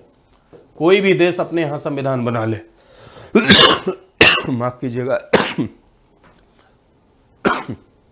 कोई भी देश, अगर मान लो कहीं राजा महाराजा हैं, वो भी अपने यहाँ संविधान बना सकते हैं। सेना का शासन है, वो भी अपने यहाँ संविधान बना सकता है। तानाशाह भी अपने यहाँ संविधान बना सकता है भाई। हाँ, क्या फर्क पड़ता है? लेकिन वास्तविक संविधान के लक्ष्यों को हासिल करना क्या संभव हो पाएगा? संविधान हर देश में हो सकता है, ऐसा ना समझ लीजिएगा होता ही है। संविधान हर देश में हो सकता है, लेकिन यह वहीं हो, संविधानवाद हर देश में संभव नहीं है, क्योंकि वहीं हो सकता है जहां संविधान के लक्ष्यों को क्या किया जा सके, जहां संविधान के लक्ष्यों को प्राप्त किया जा सके, यानी जहां संविधान के मूल्य अचीव हो सके, वहीं हो सकता है। यानी एक ऐसी व्यवस्था, संविधानवाद एक ऐसी व्यवस्था है जिसके द्वारा समस्त शासन, नियम, कानून एक समुच्चय के अनुसार, पूरा का पूरा शासन, नियम, कानून और लक्ष्यों के समुच्चय के अनुसार चलाया जाता है। नियमों, कानूनों और लक्ष्यों के सेट के आधार पर शासन चलाया जाता है संविधानवाद में। आमतौर पर हम देखें तो ये कानून के राज का ही एक रूप है। जनरली, मैं पूरी तरीके से एब्सोल्यूट सेंटेंस नहीं बोल रहा हूं, लेकिन जनरली आप देखेंगे कि लोकतांत्रिक शासन व्यवस्था में आपको यह दिखाई पड़ेगा। कुछ फीचर हम लोग देख लेते हैं कि आखिर what are the feature of the constitutionalism, यानी संविधानवाद के क्या लक्षण होते हैं। उन लक्षणों को हम देख लें, फिर उसके बाद हम लोग चुनौतियों पर आते हैं। संविधानवाद के लक्षण। अब लक्षण देखने से आपको ये समझ में आ जाएगा कि अगर कहीं पर आप ये वेरीफाई कर ले जाएंगे, आप ये देख ले जाएंगे कि अगर कहीं पर संविधानवाद है, तो अगर ये लक्षण विद्यमान है तो जाहिर सी बात है वहां कॉन्स्टिट्यूशनलिज्म है, वहां संविधानवाद है। राइट? देखते हैं। तो संविधानवाद का सबसे पहला और इंपॉर्टेंट लक्षण होता है मेरे भाइयों, rule of law. Rule of law का मतलब है कि कानून का राज। कानून का राज। कानून का राज का क्या अर्थ है? एक ऐसी शासन प्रणाली जहां कानून सर्वोच्च हो। कानून का राज का मतलब ऑल मैनर ऑफ पीपल, सभी प्रकार के व्यक्तियों को लॉ के समक्ष इक्वली ट्रीट किया जाएगा। सभी प्रकार के व्यक्तियों को कानून के समक्ष समान रूप से ट्रीट किया जाएगा, यानी इक्वली ट्रीट किया जाएगा। ऐसे शासन को हम क्या कहते हैं? कानून का राज कहते हैं। यानी no one is above the law. कोई भी व्यक्ति कानून से ऊपर नहीं है, ना हम, ना आप, ना सलमान खान, हाँ, ना मोदी जी। सबको कॉमन लॉ के समक्ष इक्वली ट्रीट किया जाएगा। कोई भी व्यक्ति, कोई भी संस्था कानून से ऊपर नहीं है, उसे हम क्या कहते हैं? उसे हम रूल ऑफ लॉ कहते हैं, यानी कानून का राज कहते हैं। और संविधानवाद का ये प्रमुख लक्षण होता है क्या? कानून का राज। दूसरा आप देखेंगे कि separation of power. This is also the feature of the constitutionalism. Separation of power का मतलब होता है शक्तियों के पृथक्करण का सिद्धांत। Doctrine of separation of power, शक्ति का पृथक्करण। शक्ति का पृथक्करण, ठीक है। What is this? तो देखिए, कभी भी याद रखिएगा, this is the history of the human development, कि अगर शक्ति कभी भी एक हाथ में रहेगी, एक ही पद में रहेगी, एक ही संस्था में रहेगी, एक ही व्यक्ति में रहेगी, तो वह व्यक्ति, संस्था, पद अत्याचारी हो सकता है, मनमानी कर सकता है। तो जिम्मेवारी बढ़ाने के लिए, राजनीतिक व्यवस्था को स्मूथली चलाने के लिए, शक्तियों का मनमानीपन प्रयोग न हो, इससे बचने के लिए शक्तियों का बंटवारा बहुत जरूरी होता है। और इसीलिए शासन के 3 अंगों को बांटा जाता है, और इन्हीं शासन के 3 अंगों का जो बंटवारा होता है उसी को हम doctrine of separation of power कहते हैं, यानी शक्तियों के पृथक्करण का सिद्धांत कहते हैं। जिसमें एक अंग है जिसे आप कार्यपालिका के तौर पर देख रहे हैं, जो संस्था कानून को क्या कराती है? लागू कराती है। और दूसरा है जिसे आप विधायिका यानी लेजिस्लेचर के तौर पर देख रहे हैं, जो संस्था कानून को बनाती है। और तीसरा है जिसे आप न्यायपालिका के तौर पर देख रहे हैं, यानी जुडिशरी के तौर पर देख रहे हैं, जो विवादों का निपटारा कराती है और साथ साथ हायर जुडिशरी संविधान की व्याख्या भी करती है। अगर ये तीनों कार्य किसी एक में दे दिए जाते तो, ये तीनों कार्यों को कोई एक ही संस्था करती तो राजनीतिक व्यवस्था सुचारू रूप से चल भी नहीं सकती थी, बर्डन भी हो जाता और वो संस्था मनमानी भी कर सकती थी। जैसे राजतंत्र में निरंकुशता आने का सबसे बड़ा कारण यही था कि ये तीनों संस्थाओं का जो कार्य है वो कार्य एक ही व्यक्ति में या एक ही समूह में निहित होता था। पता चला समस्त शक्तियां एक ही समूह के पास हैं, समस्त शक्तियां एक ही ग्रुप के पास हैं या समस्त शक्तियां एक ही पद के पास हैं, राइट। इस वजह से वहां मनमानीपन क्या करता था, दिखाई पड़ता था। तो सेपरेशन ऑफ पावर यानी शक्तियों के पृथक्करण का सिद्धांत क्या है, बहुत जरूरी है। हालांकि शक्तियों के पृथक्करण के सिद्धांत में अगर भारत और अमेरिका दोनों जगह थोड़ा कंपेयर करेंगे तो भारत देश में शक्तियों के पृथक्करण का सिद्धांत थोड़ा फ्लेक्सिबल है, लेकिन अमेरिका में रिजिड है। अमेरिका में कार्यपालिका, विधायिका और न्यायपालिका में के बीच में रिजिड सेपरेशन है। अगर एक आदमी कार्यपालिका का अंग है तो वो विधायिका और न्यायपालिका का पार्ट नहीं हो सकता है। तीनों में स्ट्रिक्ट सेपरेशन है। लेकिन भारत देश में क्या है कि भारत देश में संसदीय प्रणाली है और संसदीय प्रणाली में कार्यपालिका और विधायिका एक दूसरे से संबंधित होते हैं। भारत देश में आप देखते हैं कि मंत्री कार्यपालिका का भी अंग हो सकता है, विधायिका का भी अंग हो सकता है। मंत्री जी देखो संसद के भी भाग हैं, संसद के भी एक सदस्य के रूप में हैं और सरकार का भी पार्ट है। तो भारत देश में सेपरेशन ऑफ पावर है, लेकिन भारत देश में सेपरेशन ऑफ पावर अमेरिका की तरह स्ट्रिक्ट नहीं है। भारत देश में कार्यपालिका और विधायिका एक दूसरे से संबंधित होती हैं। इवन भारत देश में ये सरकार कार्यपालिका बनती ही विधायिका के चुनाव से है, क्योंकि आपने देखा होगा कि भारत देश में केंद्र में सरकार किसके चुनाव से बनती है, लोकसभा के चुनाव से बनती है। लोकसभा किसका पार्ट है, संसद। संसद कानून बनाने की संस्था है और कानून बनाने की संस्था को आप विधायिका कहते हैं, यानी विधायिका के चुनाव से ही कार्यपालिका बनती है। लेकिन अमेरिका में जो है कार्यपालिका का चुनाव अलग दिखाई पड़ेगा और विधायिका का चुनाव क्या अलग दिखाई पड़ेगा। क्लियर है। और अगले फीचर पर अगर हम आए संविधानवाद के, तो तीसरा स्वतंत्र एवं निष्पक्ष न्यायपालिका, या जिसे आप कहेंगे इंडिपेंडेंट जुडिशरी। इंडिपेंडेंट जुडिशरी यानी स्वतंत्र न्यायपालिका। तो देखिए किसी भी लोकतांत्रिक देश में और संविधानवाद को स्थापित करने वाले देश में, कानून के राज को स्थापित करने वाले देश में स्वतंत्र न्यायपालिका जरूरी है। क्योंकि अब यहां पर आप समझिए कि सरकार की ये तीन ऑर्गन है, कार्यपालिका है, विधायिका है और न्यायपालिका है, और ये सब संविधान के दायरे में रहेंगे। लेकिन एक बात बताइए कि कार्यपालिका है वह ऑर्गेनाइज्ड पावर, कार्यपालिका के पास ऑर्गेनाइज्ड शक्ति है। अगर ये संविधान का उल्लंघन कर ही दे तो कोई संस्था तो होनी चाहिए जो इस पे लगाम लगाए। विधायिका अगर संविधान के खिलाफ जाकर कानून बना दे तो कोई संस्था होनी चाहिए जो लगाम लगाए। तो न्यायपालिका संविधान की रक्षा करती है और साथ साथ कार्यपालिका और विधायिका को संविधान के ऊपर जाने से रोकती है। तो ऐसा कब कर पाएगी ये, अगर न्यायपालिका पर अगर सरकार का दबाव रहा तब क्या ऐसा कर पाएगी, नहीं कर पाएगी। विधायिका का दबाव अगर इसके ऊपर रहा तब ये कर पाएगी, नहीं। इसीलिए न्यायपालिका का स्वतंत्र होना बहुत जरूरी है, क्योंकि अगर न्यायपालिका स्वतंत्र रहेगी तो संविधान की रक्षा कर पाएगी, न्यायपालिका स्वतंत्र रहेगी तो अधिकारों की रक्षा कर पाएगी, न्यायपालिका अगर स्वतंत्र रहेगी तो संवैधानिक सरकार की स्थापना करवा पाएगी, न्यायपालिका अगर स्वतंत्र रहेगी तो विवादों का निपटारा निष्पक्ष होकर कर पाएगी, इसके ऊपर किसी का दबाव नहीं बनेगा। इसीलिए आप देखते हैं कि संविधानवाद के लक्षण में एक है इंडिपेंडेंट जुडिशरी यानी स्वतंत्र न्यायपालिका। This is also the feature of the constitutionalism. ये भी संविधानवाद का क्या है, फीचर है, इंडिपेंडेंट जुडिशरी यानी स्वतंत्र न्यायपालिका। और साथ साथ आप देखेंगे कि जहां संविधानवाद है वहां आपको दिखाई पड़ेगा temporariness of the government. Temporariness of the government यानी सरकार का टेम्पोररी होना, यह भी संविधानवाद के लक्षणों में होता है। यानी ऐसा नहीं है कि सरकार एकदम पूरी तरीके से अस्थायी है, सरकार चल रही है तो हमेशा के लिए एक ही सरकार चल रही है। समय समय पर सरकारें बदलती रहती हैं, और समय समय पर सरकारें जब बदलती हैं तो इससे क्या होता है, इससे सरकारों के ऊपर एक दबाव रहता है। सरकारों के ऊपर एक दबाव रहता है यानी एक प्रेशर रहता है कि हम एक जिम्मेवारी पूर्वक हम कार्य करें, यानी हम जिम्मेवार बने, हम संविधान का उल्लंघन न करें, हमारी संस्थाएं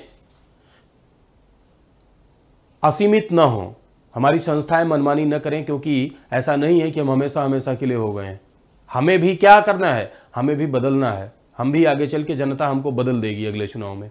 ठीक है, तो ये क्यों किया जा रहा है, ये इसलिए किया जा रहा है कि कोई निरंकुश न हो सके, तानाशाह न हो सके, मनमानी न कर सके। तो this is also the feature of the संविधानवाद का लक्षण इसे क्यों कहा जा रहा है, पहले तो यह समझने की कोशिश करें। सेपरेशन ऑफ पावर संविधानवाद का लक्षण क्यों है, क्योंकि इससे मनमानीपन रुक रहा है, इससे निरंकुशता तानाशाही रुक रही है। शक्तियों के बांटने से जिम्मेवारी बढ़ेगी, शक्तियों के बांटने से पॉलिटिकल सिस्टम स्मूथली चलेगा। जिन संस्थाओं को जो शक्तियां मिली हैं उन्हीं शक्तियों का उपयोग करेंगे, उस शक्तियों से वो बाहर नहीं जाएंगे। कानून का राज क्यों लक्षण है? क्योंकि इससे संविधान के लक्ष्यों को हासिल किया जाएगा। कानून का राज रहेगा तो कानून से ऊपर कोई नहीं होगा, कानून से ऊपर कोई नहीं होगा यानी मूल्यों का पालन किया जा रहा है। तो इन सब से क्या है, इन सारे लक्षणों से यह प्रतीत हो रहा है कि ये सारे लक्षण इसीलिए हैं क्योंकि हम उन मूल्यों को अचीव कर सकें जिन मूल्यों को हम स्थापित करना चाहते हैं। क्लियर है? इसीलिए हम इसे संविधानवाद के लक्षण के तौर पर देखते हैं, इसीलिए हम इसे कंपोनेंट ऑफ द कॉन्स्टिट्यूशनलिज्म के तौर पर देखते हैं। आई होप आप समझ गए होंगे। ठीक है, साथ साथ कुछ और लक्षण होते हैं जैसे गारंटीड राइट्स। गारंटीड राइट्स यानी गारंटीड अधिकार। गारंटीड राइट्स का मतलब होता है ऐसे अधिकार जिन पर गारंटी मिली हुई है। इसके एग्जाम्पल के तौर पे आप भारत में देखेंगे कि भारत देश में मौलिक अधिकार है। मौलिक अधिकार ऐसे अधिकार होते हैं कि गारंटी का मतलब समझते हैं, जैसे आप कोई सामान खरीदते हैं तो सामान में गारंटी मिली हुई होती है। सामान में गारंटी मिली हुई होती है, इसका मतलब क्या, खराब होता है तो आप फिर से गारंटी कार्ड लेके पहुंचते हैं। वैसे मौलिक अधिकार ऐसे अधिकार हैं जिन पर संविधान के द्वारा सुरक्षा मिली हुई है, जिन पर संविधान के द्वारा गारंटी मिली हुई है। यानी हनन के मामले में आप डायरेक्ट सुप्रीम कोर्ट और हाई कोर्ट का दरवाजा खटखटा सकते हैं।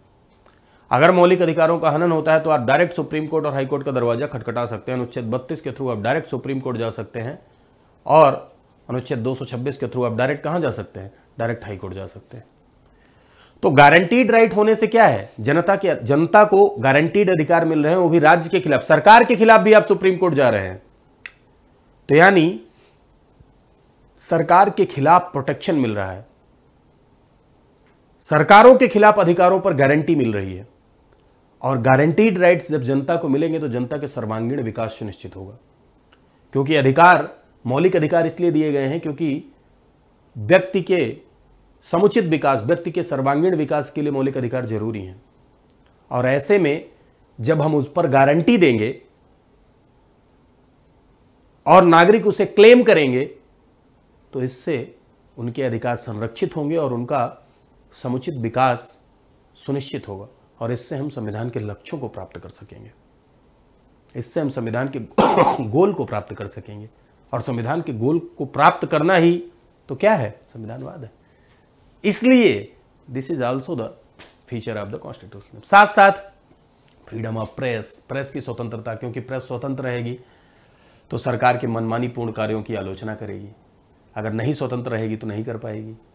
तो फ्रीडम ऑफ प्रेस, सरकार के मनमानी पूर्ण कार्यों की आलोचना करेगी तो इससे सरकार जिम्मेवार बनेगी। सरकार जिम्मेवार बनेगी तो जो सही कार्य है उन सही कार्यों को करेगी, जो शक्तियां उनको है उसी शक्तियों का प्रयोग करेगी, मनमानीपन नहीं करेगी, मनमानी शक्तियों का प्रयोग नहीं करेगी, असीमित नहीं होगी।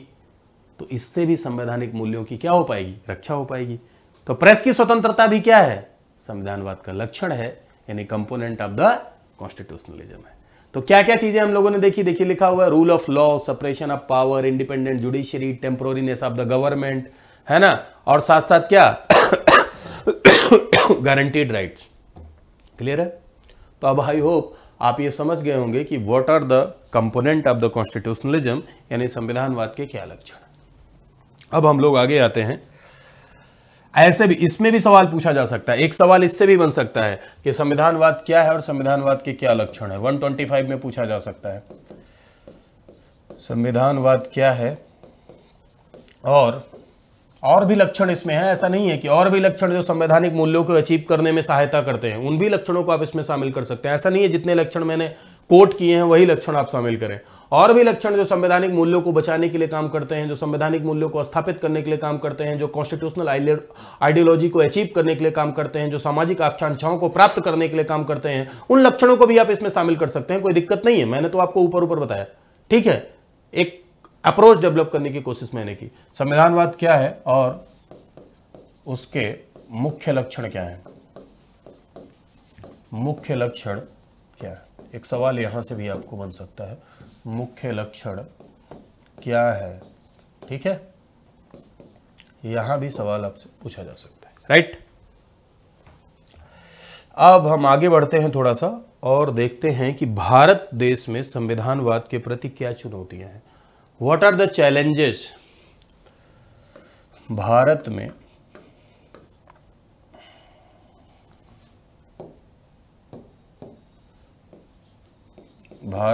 संविधानवाद के प्रति चुनौतियां। भारत में संविधानवाद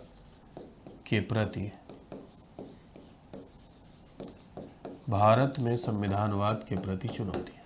ठीक है, चलिए देखते हैं जरा सा भारत में संविधानवाद के प्रति।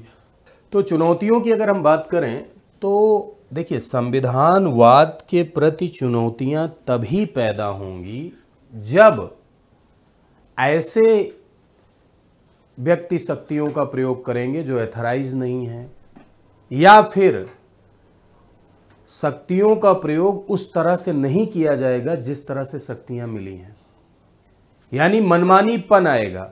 कहने का सीधा सा मतलब है मेरे प्यारे भाइयों कि शक्तियों का प्रयोग वही करे जिन्हें शक्तियां दी गई हैं, तब तो चुनौतियां नहीं आएंगी।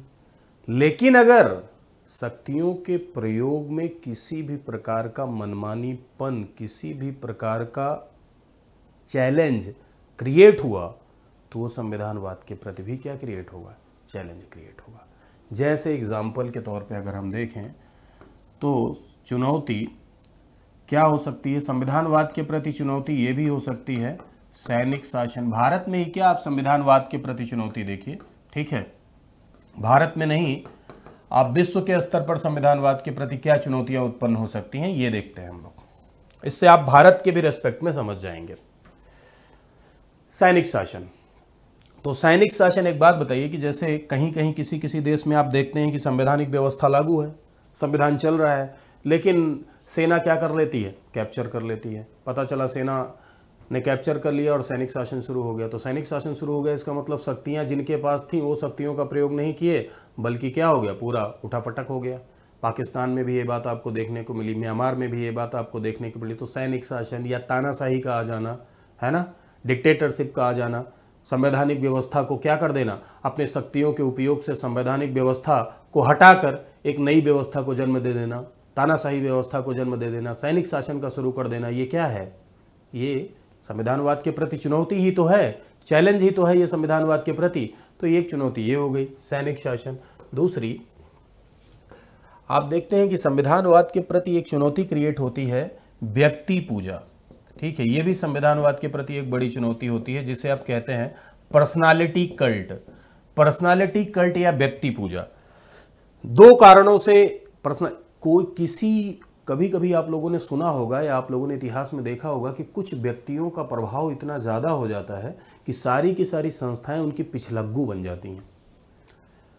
अब ये प्रभाव किसी भी वजह से हो सकता है ना, या तो प्रभाव इतना बढ़ जाता है, इतना ज़्यादा प्रभाव बढ़ जाता है, प्रभाव बढ़ने की वजह से भी व्यक्ति पूजा बढ़ सकती है, या हो सकता है इस व्यक्ति का बहुत ज़्यादा करिश्माई नेतृत्व हो, बहुत ही करिश्माई नेतृत्व हो, इसकी वजह से प्रभाव बढ़े और उसकी पूजा होने लगी, और पूजा होने लगे और इस तरह से उस व्यक्ति की पूजा होने लगे कि संस्थाएं संवैधानिक मर्यादा का पालन ही न करें, संस्थाएं उसी व्यक्ति के आदेशों का पालन करें, उस व्यक्ति की पिछलग्गू हो जाएं।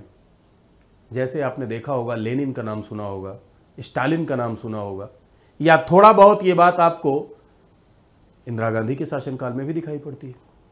इसे हम कहते हैं पर्सनालिटी कल्ट या व्यक्ति पूजा। This is also the challenge behind the constitutionalism. ये भी कॉन्स्टिट्यूशनलिज्म के प्रति क्या है? चुनौती है, यानी संविधानवाद के प्रति ये भी क्या है? चैलेंज है। साथ साथ अगला तीसरा पॉइंट आप देखेंगे, जनसंपर्क के साधन। जनसंपर्क के साधन भी कभी कभी संविधानवाद के प्रति चुनौती पैदा करते हैं, यानी जनसंपर्क के साधन भी कभी कभी कॉन्स्टिट्यूशनलिज्म को लेकर चैलेंज पैदा करते हैं, यानी संविधानवाद के प्रति चुनौती पैदा करते हैं। जनसंपर्क के साधन मतलब भैया कि जनसंपर्क के साधन का मतलब है संचार के साधन, या मीडिया हो गया इसका एग्जाम्पल, सोशल मीडिया हो गया इसका एग्जाम्पल। तो ऐसे में लोग अगर मान लीजिए कि किसी व्यक्ति के द्वारा सोशल मीडिया को तो छोड़ दीजिए, संचार मीडिया को मान लो किसी व्यक्ति के द्वारा कंट्रोल किया जा रहा है, प्रेस को अगर किसी व्यक्ति के द्वारा कंट्रोल किया जा रहा है, तो इसका मतलब प्रेस उसी व्यक्ति के कहने से ही कार्य करेगा, तो सही स्थिति को उजागर नहीं कर पाएगा, और सही स्थिति को उजागर नहीं कर पाएगा तो इससे मनमानीपन ही तो क्रिएट होगा।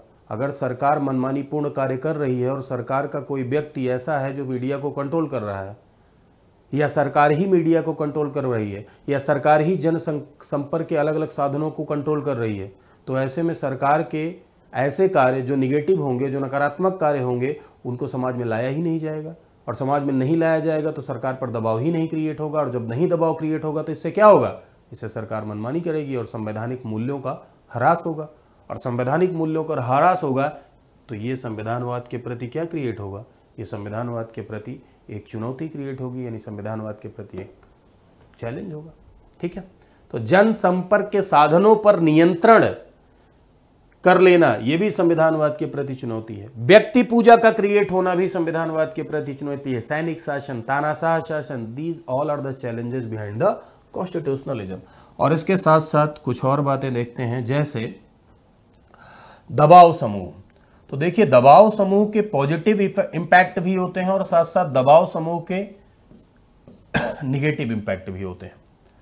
तो पॉजिटिव इंपैक्ट तो सरकार को जिम्मेवार बनाते हैं, क्योंकि भैया जब अलग अलग संगठन, मजदूर संगठन, औद्योगिक संगठन, महिला संगठन, ये संगठन अगर अपने वर्ग के हितों के लिए सकारात्मक रूप से सरकार पर दबाव बनाते हैं और सरकार की नीतियों को सकारात्मक रूप से बदलवाने की कोशिश करते हैं, तो ये तो पॉजिटिव इंपैक्ट है। तो दबाव समूह का पॉजिटिव इंपैक्ट भी होता है, लेकिन कभी कभी क्या होता है कि ये प्रेशर ग्रुप अपने हितों को सुनिश्चित करने के लिए, स्वार्थपरस्त निजी हितों को सुनिश्चित करने के लिए नकारात्मक रूप से सरकार पर प्रेशर स्थापित करते हैं, या कभी कभी दबाव समूह इतने ज्यादा शक्तिशाली हो जाते हैं कि ऐसे प्रयोग करते हैं, जैसे हिंसा का प्रयोग किए, हिंसक हो गए और हिंसक होकर सरकार की नीतियों को बदलने का प्रयास किए, तो यह भी संविधानवाद के प्रति चुनौती है। या कभी कभी दबाव समूह इतने ज्यादा ताकतवर हो जाते हैं कि सरकार उनकी पिछलग्गू हो जाती है, पता चला सरकार उन्हीं की बातों पर विश्वास करके कार्य कर रही है, तो यह भी संविधानवाद के प्रति क्या है, चुनौतियां हैं। तो प्रेशर ग्रुप जब नकारात्मक रोल प्ले करते हैं, निगेटिव रोल जब प्ले करते हैं, जब नकारात्मक भूमिका ये निभाते हैं, तो नकारात्मक भूमिका अगर प्रेशर ग्रुप के द्वारा निभाई जा रही है तो this is the challenge behind the constitutionalism. ये संविधानवाद के प्रति क्या होता है, चुनौती होता है। ठीक है, और साथ साथ दबाव समूह के साथ साथ रूढ़िवाद, रूढ़िवाद यानी एक तरीके से ऑर्थोडॉक्स माइंडसेट। रूढ़िवाद क्या है कि आज भी भले कानून का राज स्थापित हो गया है, भले ही हम धीरे धीरे आधुनिकीकरण की तरफ बढ़ रहे हैं, लेकिन समाज के एक ऐसा वर्ग है जो पुराने अंधविश्वास, पुराने रीति रिवाज और पुरानी परंपराओं के प्रति इस कदर जकड़ा हुआ है, पुरानी रीति रिवाज, पुरानी परंपराओं के प्रति इस कदर जकड़ा हुआ है कि वो उसे छोड़ ही नहीं पा रहा है। और इससे क्या होता है कि उसके द्वारा कभी कभी रेडिकल डिसीजन लिए जाते हैं, कभी कभी ऐसे निर्णय ले लिए जाते हैं जो समाज के हित में नहीं होते हैं, जो लोगों के हित में नहीं होते हैं। एग्जाम्पल के तौर पर जैसे हरियाणा में आप खाप पंचायतों का एग्जाम्पल आप लोगों ने सुना होगा।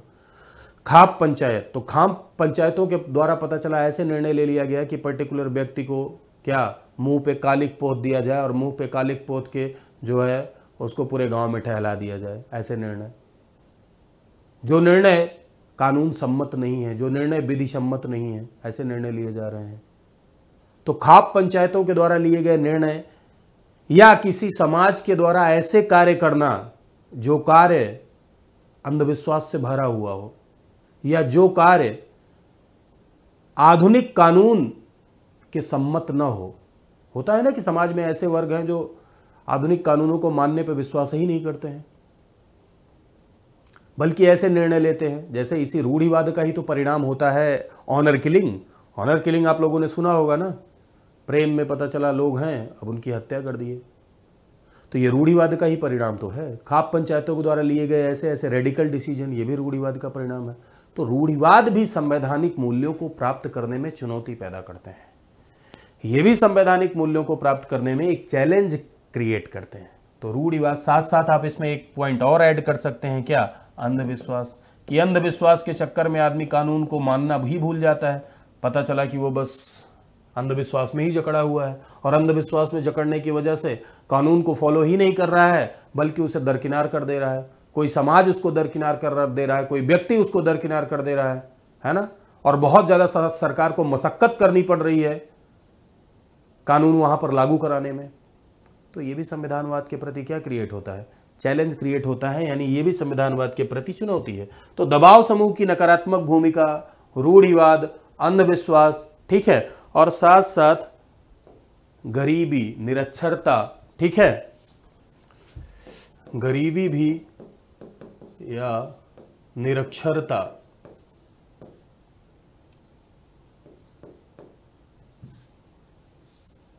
गरीबी, निरक्षरता, जागरूकता का अभाव, जागरूकता का अभाव, ठीक, ये कैसे संविधानवाद के प्रति चुनौती पैदा करते हैं? तो ये इस तरह से देखो, कोई व्यक्ति अगर गरीब है तो उसके पास संसाधन नहीं है, और संसाधन नहीं है तो संसाधनों के अभाव में अगर उसके साथ अन्याय होता है तो अपने अधिकारों के लिए लड़ नहीं पाता है, और अपने अधिकारों के लिए लड़ नहीं पाता है तो उस संसाधनों के अभाव में अधिकारों के लिए नहीं लड़ पा रहा है, या गरीबी की वजह से शैक्षिक योग्यता उसके पास नहीं हो पाई है, शैक्षिक विकास उसका नहीं हो पाया है, सामाजिक विकास नहीं हो पाया है, तो संवैधानिक जो लक्ष्य हैं उन लक्ष्यों में को प्राप्त करने में, संवैधानिक लक्ष्यों को प्राप्त करने में जो लाभ उसे मिलना चाहिए वो लाभ उसे नहीं मिल पा रहा है।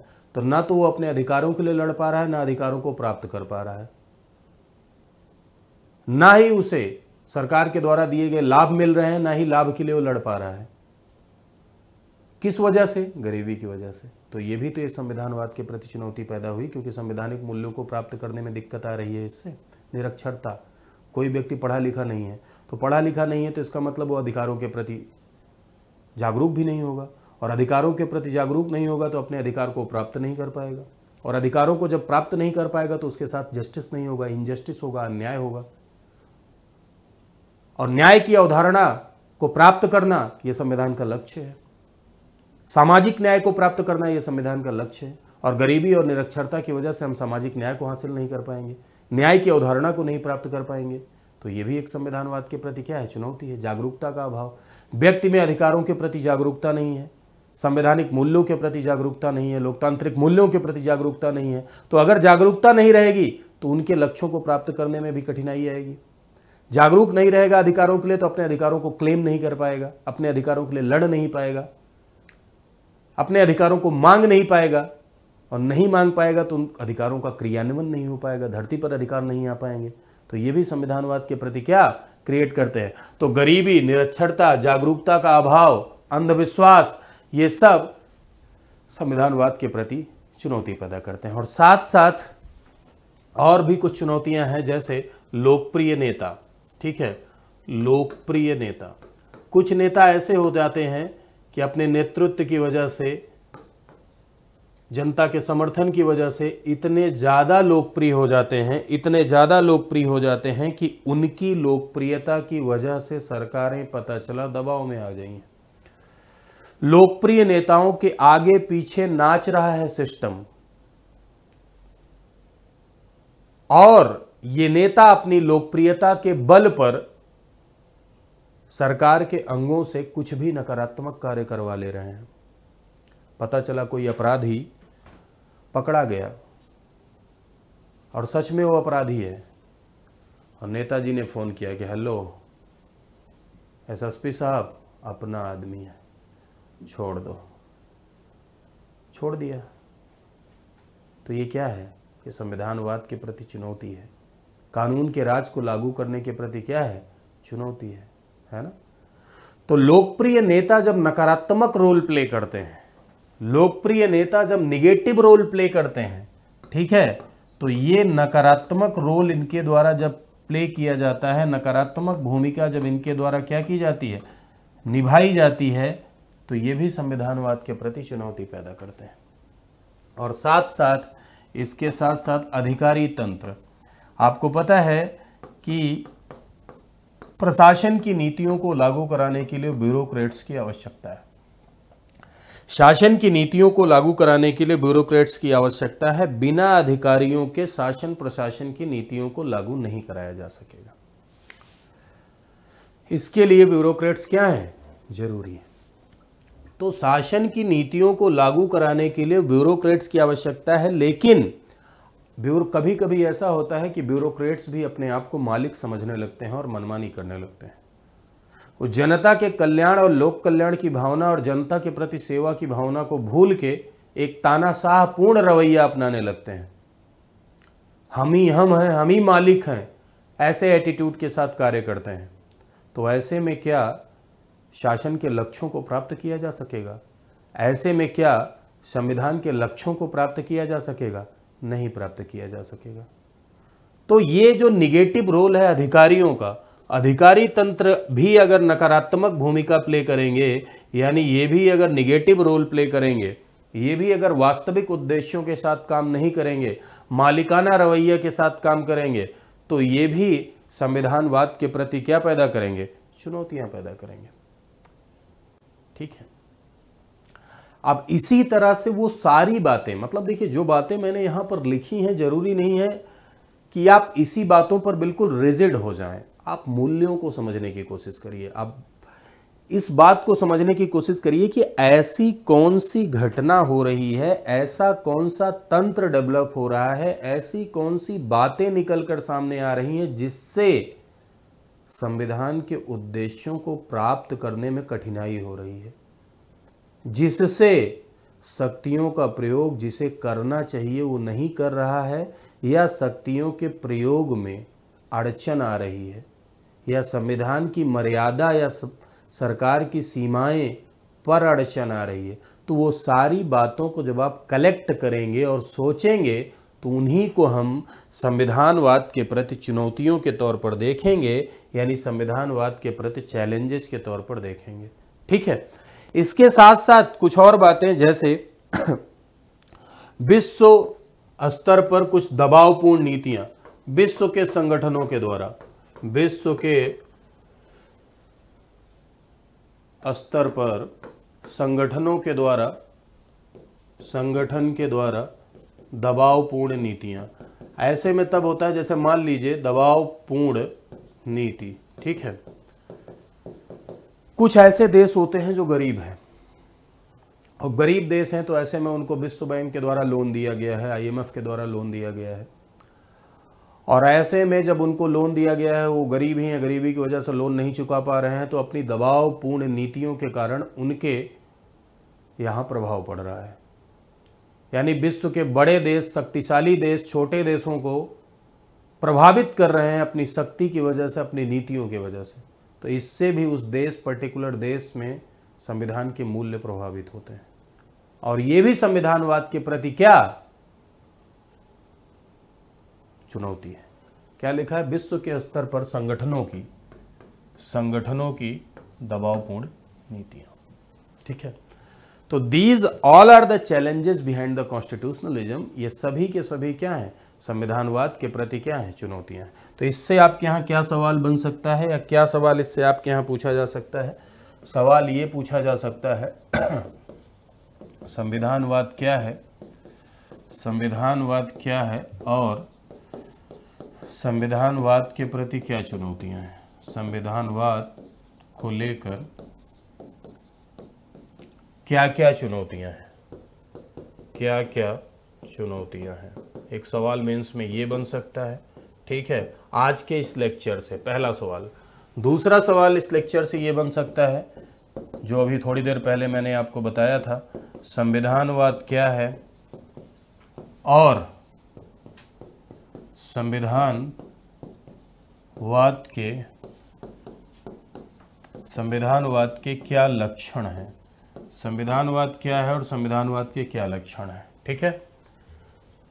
तीसरा सवाल आपका ये बन सकता है, संविधान क्या है संविधान क्या है और संविधान का क्या महत्व है। सबके इंट्रोडक्शन पॉइंट में, इंट्रोडक्शन पार्ट जो होता है उसमें आपको डिफाइन करना है पर्टिकुलर टर्म को, और मेन बॉडी में आपको बता देना है जो पूछ रहा है, ठीक है। क्या चुन, जैसे इसमें संविधानवाद क्या है, संविधान को लेकर क्या चुनौतियां हैं, तो आपको संविधानवाद बताना है, फिर उसके बाद चैलेंजेस मेन बॉडी में बता देने हैं, और बाद में कंक्लूजन में ये बताना है कि भाई संविधानवाद एक दिन में हासिल करने के लिए हासिल नहीं किया जा सकता है, बल्कि एक लंबी प्रक्रिया का क्या होता है, परिणाम होता है। तो संविधान क्या है और संविधान का क्या महत्व है, संविधान का क्या महत्व है, इस पूरे के पूरे लेक्चर को देखने के बाद आप बहुत अच्छे तरीके से इन तीनों सवालों को सॉल्व कर सकते हैं। इन तीनों सवालों पर आप लोग ट्राई करिएगा, सॉल्व करने की कोशिश करिएगा। देखिए, कोशिश जितनी ज़्यादा करेंगे उतना ज़्यादा आप एग्ज़ाम के नज़दीक पहुंचेंगे, याद रखिए।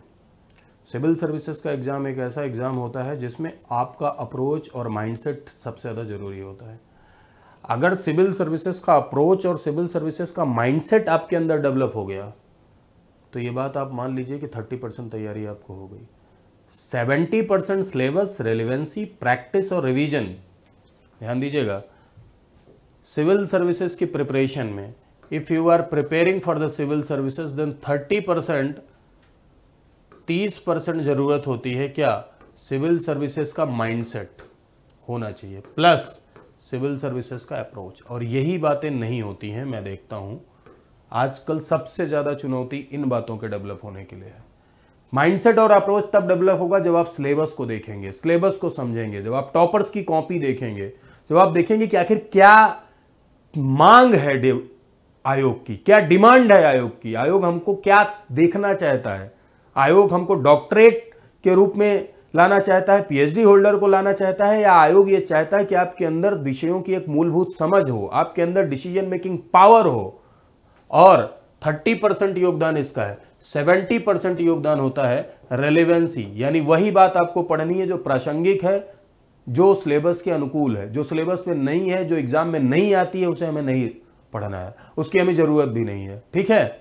और प्रैक्टिस, बार बार एक ही किताब पढ़ें, बार बार पढ़ें, एक ही बुक पढ़ें, बार बार पढ़ें, अलग अलग किताब, अलग अलग लाइब्रेरी तैयार करने की जरूरत नहीं है। एक स्टैंडर्ड मटेरियल फॉलो करिए, उसी को बार बार फॉलो करिए। रिवीजन, प्रैक्टिस और कॉन्टिन्यूटी। कॉन्टिन्यूटी का मतलब लगातार तैयारी में रहें, ब्रेक नहीं देना है। पता चला 5 दिन पढ़ते हैं, 5 दिन छोड़ देते हैं, फिर 5 दिन पढ़ते हैं, फिर 5 दिन छोड़ देते हैं, ऐसा नहीं करना है। आपके और सफल में जो डिफरेंस होता है वो डिफरेंस इसी का होता है, प्रैक्टिस का और रिवीजन का, ठीक है। तो रेलिवेंसी, प्रैक्टिस, कॉन्टिन्यूटी और दूसरा है आपका रिवीजन। तो 70% आप हासिल कर सकते हैं इन 4 बातों से, और 30% आप हासिल कर सकते हैं माइंडसेट और अप्रोच से। ये अगर ये सारा का सारा, यानी ये 4, 2, 6 आपने हासिल कर लिया तो इसका मतलब 100% क्लियर, राइट। चलिए, तो इसी के साथ आज के इस सेशन को हम लोग विराम देते हैं। आई होप आपने सेशन को एंजॉय किया होगा, आपको अच्छा लगा है। अगर आपने सेशन को एंजॉय किया है तो आप कमेंट सेक्शन में ज़रूर बताइएगा कि आपको कैसा लगा, और अपने दोस्तों के मध्य से शेयर भी करिएगा, क्योंकि एक मेंस ओरिएंटेड सेशन है और बहुत सारी बातें इसमें ऐसी मैंने बताई हैं जो बेसिक समझ डेवलप करने के लिए आप जरूरी हैं। और याद रखिएगा, किसी भी विषय में अगर आप मूलभूत समझ स्थापित करते हैं तभी उस विषय के सारे सवाल आप कर पाएंगे, चाहे वो एडवांस लेवल के सवाल हो, चाहे आप बेसिक लेवल के सवाल हो। ये सेशन ऐसा नहीं है कि प्रीलिम के लिए इंपॉर्टेंट नहीं है, प्रीलिम में भी इससे बहुत सारे सवाल पूछे जाते हैं, है ना। प्रीलिम में जैसे पूछ लिया गया, एक सवाल पूछ लिया गया कि संवैधानिक सरकार का क्या अर्थ है, तो संवैधानिक सरकार का यही अर्थ है जिसका मतलब है सीमित सरकार, यानी लिमिटेड गवर्नमेंट, यानी ऐसी सरकार जो संविधान की मर्यादा में रहे, उसे हम क्या कहेंगे, उसे हम संवैधानिक सरकार कहेंगे। 4 लक्षण दे दिया गया और पूछ ले कौन सा इसमें संविधानवाद का लक्षण है, तो 4 1 2 3 4 करके 4 दे दिया गया, ओनली 1, ओनली 2, ओनली 3 ऐसे ऑप्शन दे दिए गए। तो प्रीलिम्स के लिए भी ये इंपॉर्टेंट है, प्रीलिम्स में भी इससे सवाल बन सकते हैं। खैर चलिए, इसी के साथ विराम देते हैं। थैंक यू सो मच, नमस्कार आप सभी को। कुछ सूचना और है आपके लिए। विद्यार्थियों की बेहद मांग पर हमारा उत्कर्ष परिवार आपके लिए उत्कर्ष एप्लीकेशन पर कुछ धमाकेदार छूट लेकर आ रहा है, और ये धमाकेदार छूट दिवाली के उपलक्ष्य में है। 10 से 15 नवंबर तक ही उपलब्ध है, और इस छूट में आपको 90% तक का डिस्काउंट मिलेगा, यानी अप टू 90% डिस्काउंट मिलेगा। और साथ साथ फ्री टेस्ट सीरीज भी आपको उपलब्ध कराई जाएगी, 6 महीने की एक्स्ट्रा वैलिडिटी भी मिलेगी। अगर आप सिविल सर्विसेज की तैयारी कर रहे हैं, चाहे आप यूपीएससी की तैयारी कर रहे हैं या यूपीपीएससी की तैयारी कर रहे हैं, तो इन कोर्सेज पर, खासकर ऑनलाइन कोर्सेज पर ही ये ऑफर उपलब्ध है। ठीक है, साथ साथ देखिए किन किन कोर्सेज पर क्या क्या ऑफर उपलब्ध है, ये सारी की सारी बातें मैं आपको बता देता हूं 2 मिनट में। यूपीपीसीएस फाउंडेशन बैच हमारा आ रहा है, prelim cum mains plus interview के लिए है, और ये बैच 27 नवंबर 2023 से स्टार्ट हो रहा है। और ये बैच प्रॉपर ऑफलाइन मोड में स्टार्ट हो रहा है हमारे उत्कर्ष परिवार की प्रयागराज शाखा से। लेकिन जो कोर्स या जो बैच हमारे ऑफलाइन मोड में स्टार्ट होता है उसको हम लाइव भी प्रोवाइड करते हैं, यानी आप घर बैठे लाइव भी उसे देख सकते हैं, और उसी को लाइव फ्रॉम क्लासरूम के नाम से जाना जाता है। तो लाइव फ्रॉम क्लासरूम अगर आप इस बैच में एक्सेस पाना चाहते हैं, तो इस समय जो हमारा फी स्ट्रक्चर है वो बिल्कुल ऑफर में कम हो गया है। ओरिजिनल प्राइस जो इसकी है वो 45,000 है, लेकिन अभी इस समय अगर आप इसे परचेज करेंगे तो 7500 रुपए का पड़ रहा है। और ये बैच आपका 27 नवंबर से शुरू हो रहा है। इसमें आपको सीसेट की स्पेशल प्रिपरेशन भी कराई जाएगी, आंसर राइटिंग सेशन होंगे, डेडिकेटेड आंसर राइटिंग सेशन होंगे। आप सभी को पता है कि सिविल सर्विसेज में सबसे ज्यादा महत्वपूर्ण बात जो होती है वो आंसर राइटिंग होती है, यानी उत्तर लेखन होती है। साथ साथ करंट अफेयर की मंथली मैगजीन प्रोवाइड की जाएगी आपको, ऐसे राइटिंग सेशंस होंगे, वीकली टेस्ट होंगे, इंटरव्यू गाइडेंस भी आपको प्रदान किया जाएगा। वॉट एवर रेलिवेंट मटेरियल जो आपको आवश्यक हैं, जो आपके लिए जरूरी हैं, वो सारे के सारे रेलिवेंट मटेरियल आपको प्रोवाइड किए जाएंगे, जिससे कि आप अपनी तैयारी को बेहतरीन बना सके। गुणवत्तापूर्ण शिक्षा दी जाएगी, यानी गुणवत्तापूर्ण क्वालिटेटिव कंटेंट आपको प्रोवाइड किया जाएगा। चलिए, अगला बैच जो हमारा है यूपीएससी यूपीपीएससी का प्रीलिम्स बैच है। अगर आप 2024 के लिए प्रिपेयर कर रहे हैं तो live from classroom. Live from classroom का मतलब मैंने आपको समझाया था कि ऑफलाइन मोड में जो क्लासेस चलती हैं उनको ऑनलाइन आप घर बैठे देख सकते हैं, और इसका जो ओरिजिनल प्राइस है वो 30,000 रुपए है। लेकिन अभी करंटली दिवाली ऑफर के मौके पर, महाधमाका ऑफर के तहत, ये 2500 रुपए का आपको मिल रहा है। और 13 दिसंबर से ये बैच स्टार्ट हो रहा है। इसमें 600 प्लस घंटे की क्लासेस हैं, वीडियो और ऑडियो लेक्चर आपको प्रोवाइड किए जाएंगे, साथ साथ e notes, class PDF provide किया जाएगा, और स्पेशल प्रिपरेशन सीसेट की प्रोवाइड की जाएगी। साथ साथ करंट अफेयर की मंथली मैगजीन और वीकली टेस्ट भी आपको प्रोवाइड किए जाएंगे।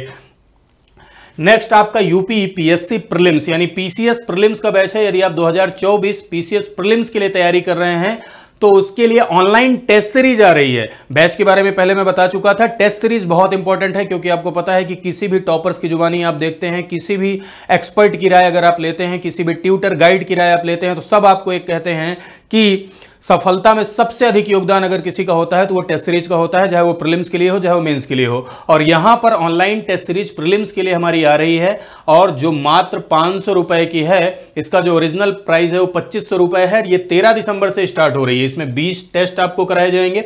ये जो टेस्ट होंगे इसमें मॉडल क्वेश्चन और प्रीवियस ईयर क्वेश्चन को दोनों को शामिल किया जाएगा, जिससे आपके भीतर एक बेटर अप्रोच डेवलप हो और साथ साथ आपकी प्रैक्टिस हो। और जो भी कंटेंट या जो भी सवाल तैयार किए जाएंगे वो हमारे सब्जेक्ट मैटर एक्सपर्ट जो हैं, बहुत ही अनुभवी हैं, उनके द्वारा तैयार किए जा रहे हैं। और साथ साथ इसका वीडियो सॉल्यूशन, ये नई बात है आपके लिए मेरे भाइयों, कि आपको इसका वीडियो सॉल्यूशन भी उपलब्ध कराया जाएगा, जो कि वरिष्ठ अध्यापकों के द्वारा वीडियो का सॉल्यूशन आपको प्रोवाइड कराया जाएगा। ठीक है, चलिए, तो अगला बैच हम लोग देखते हैं।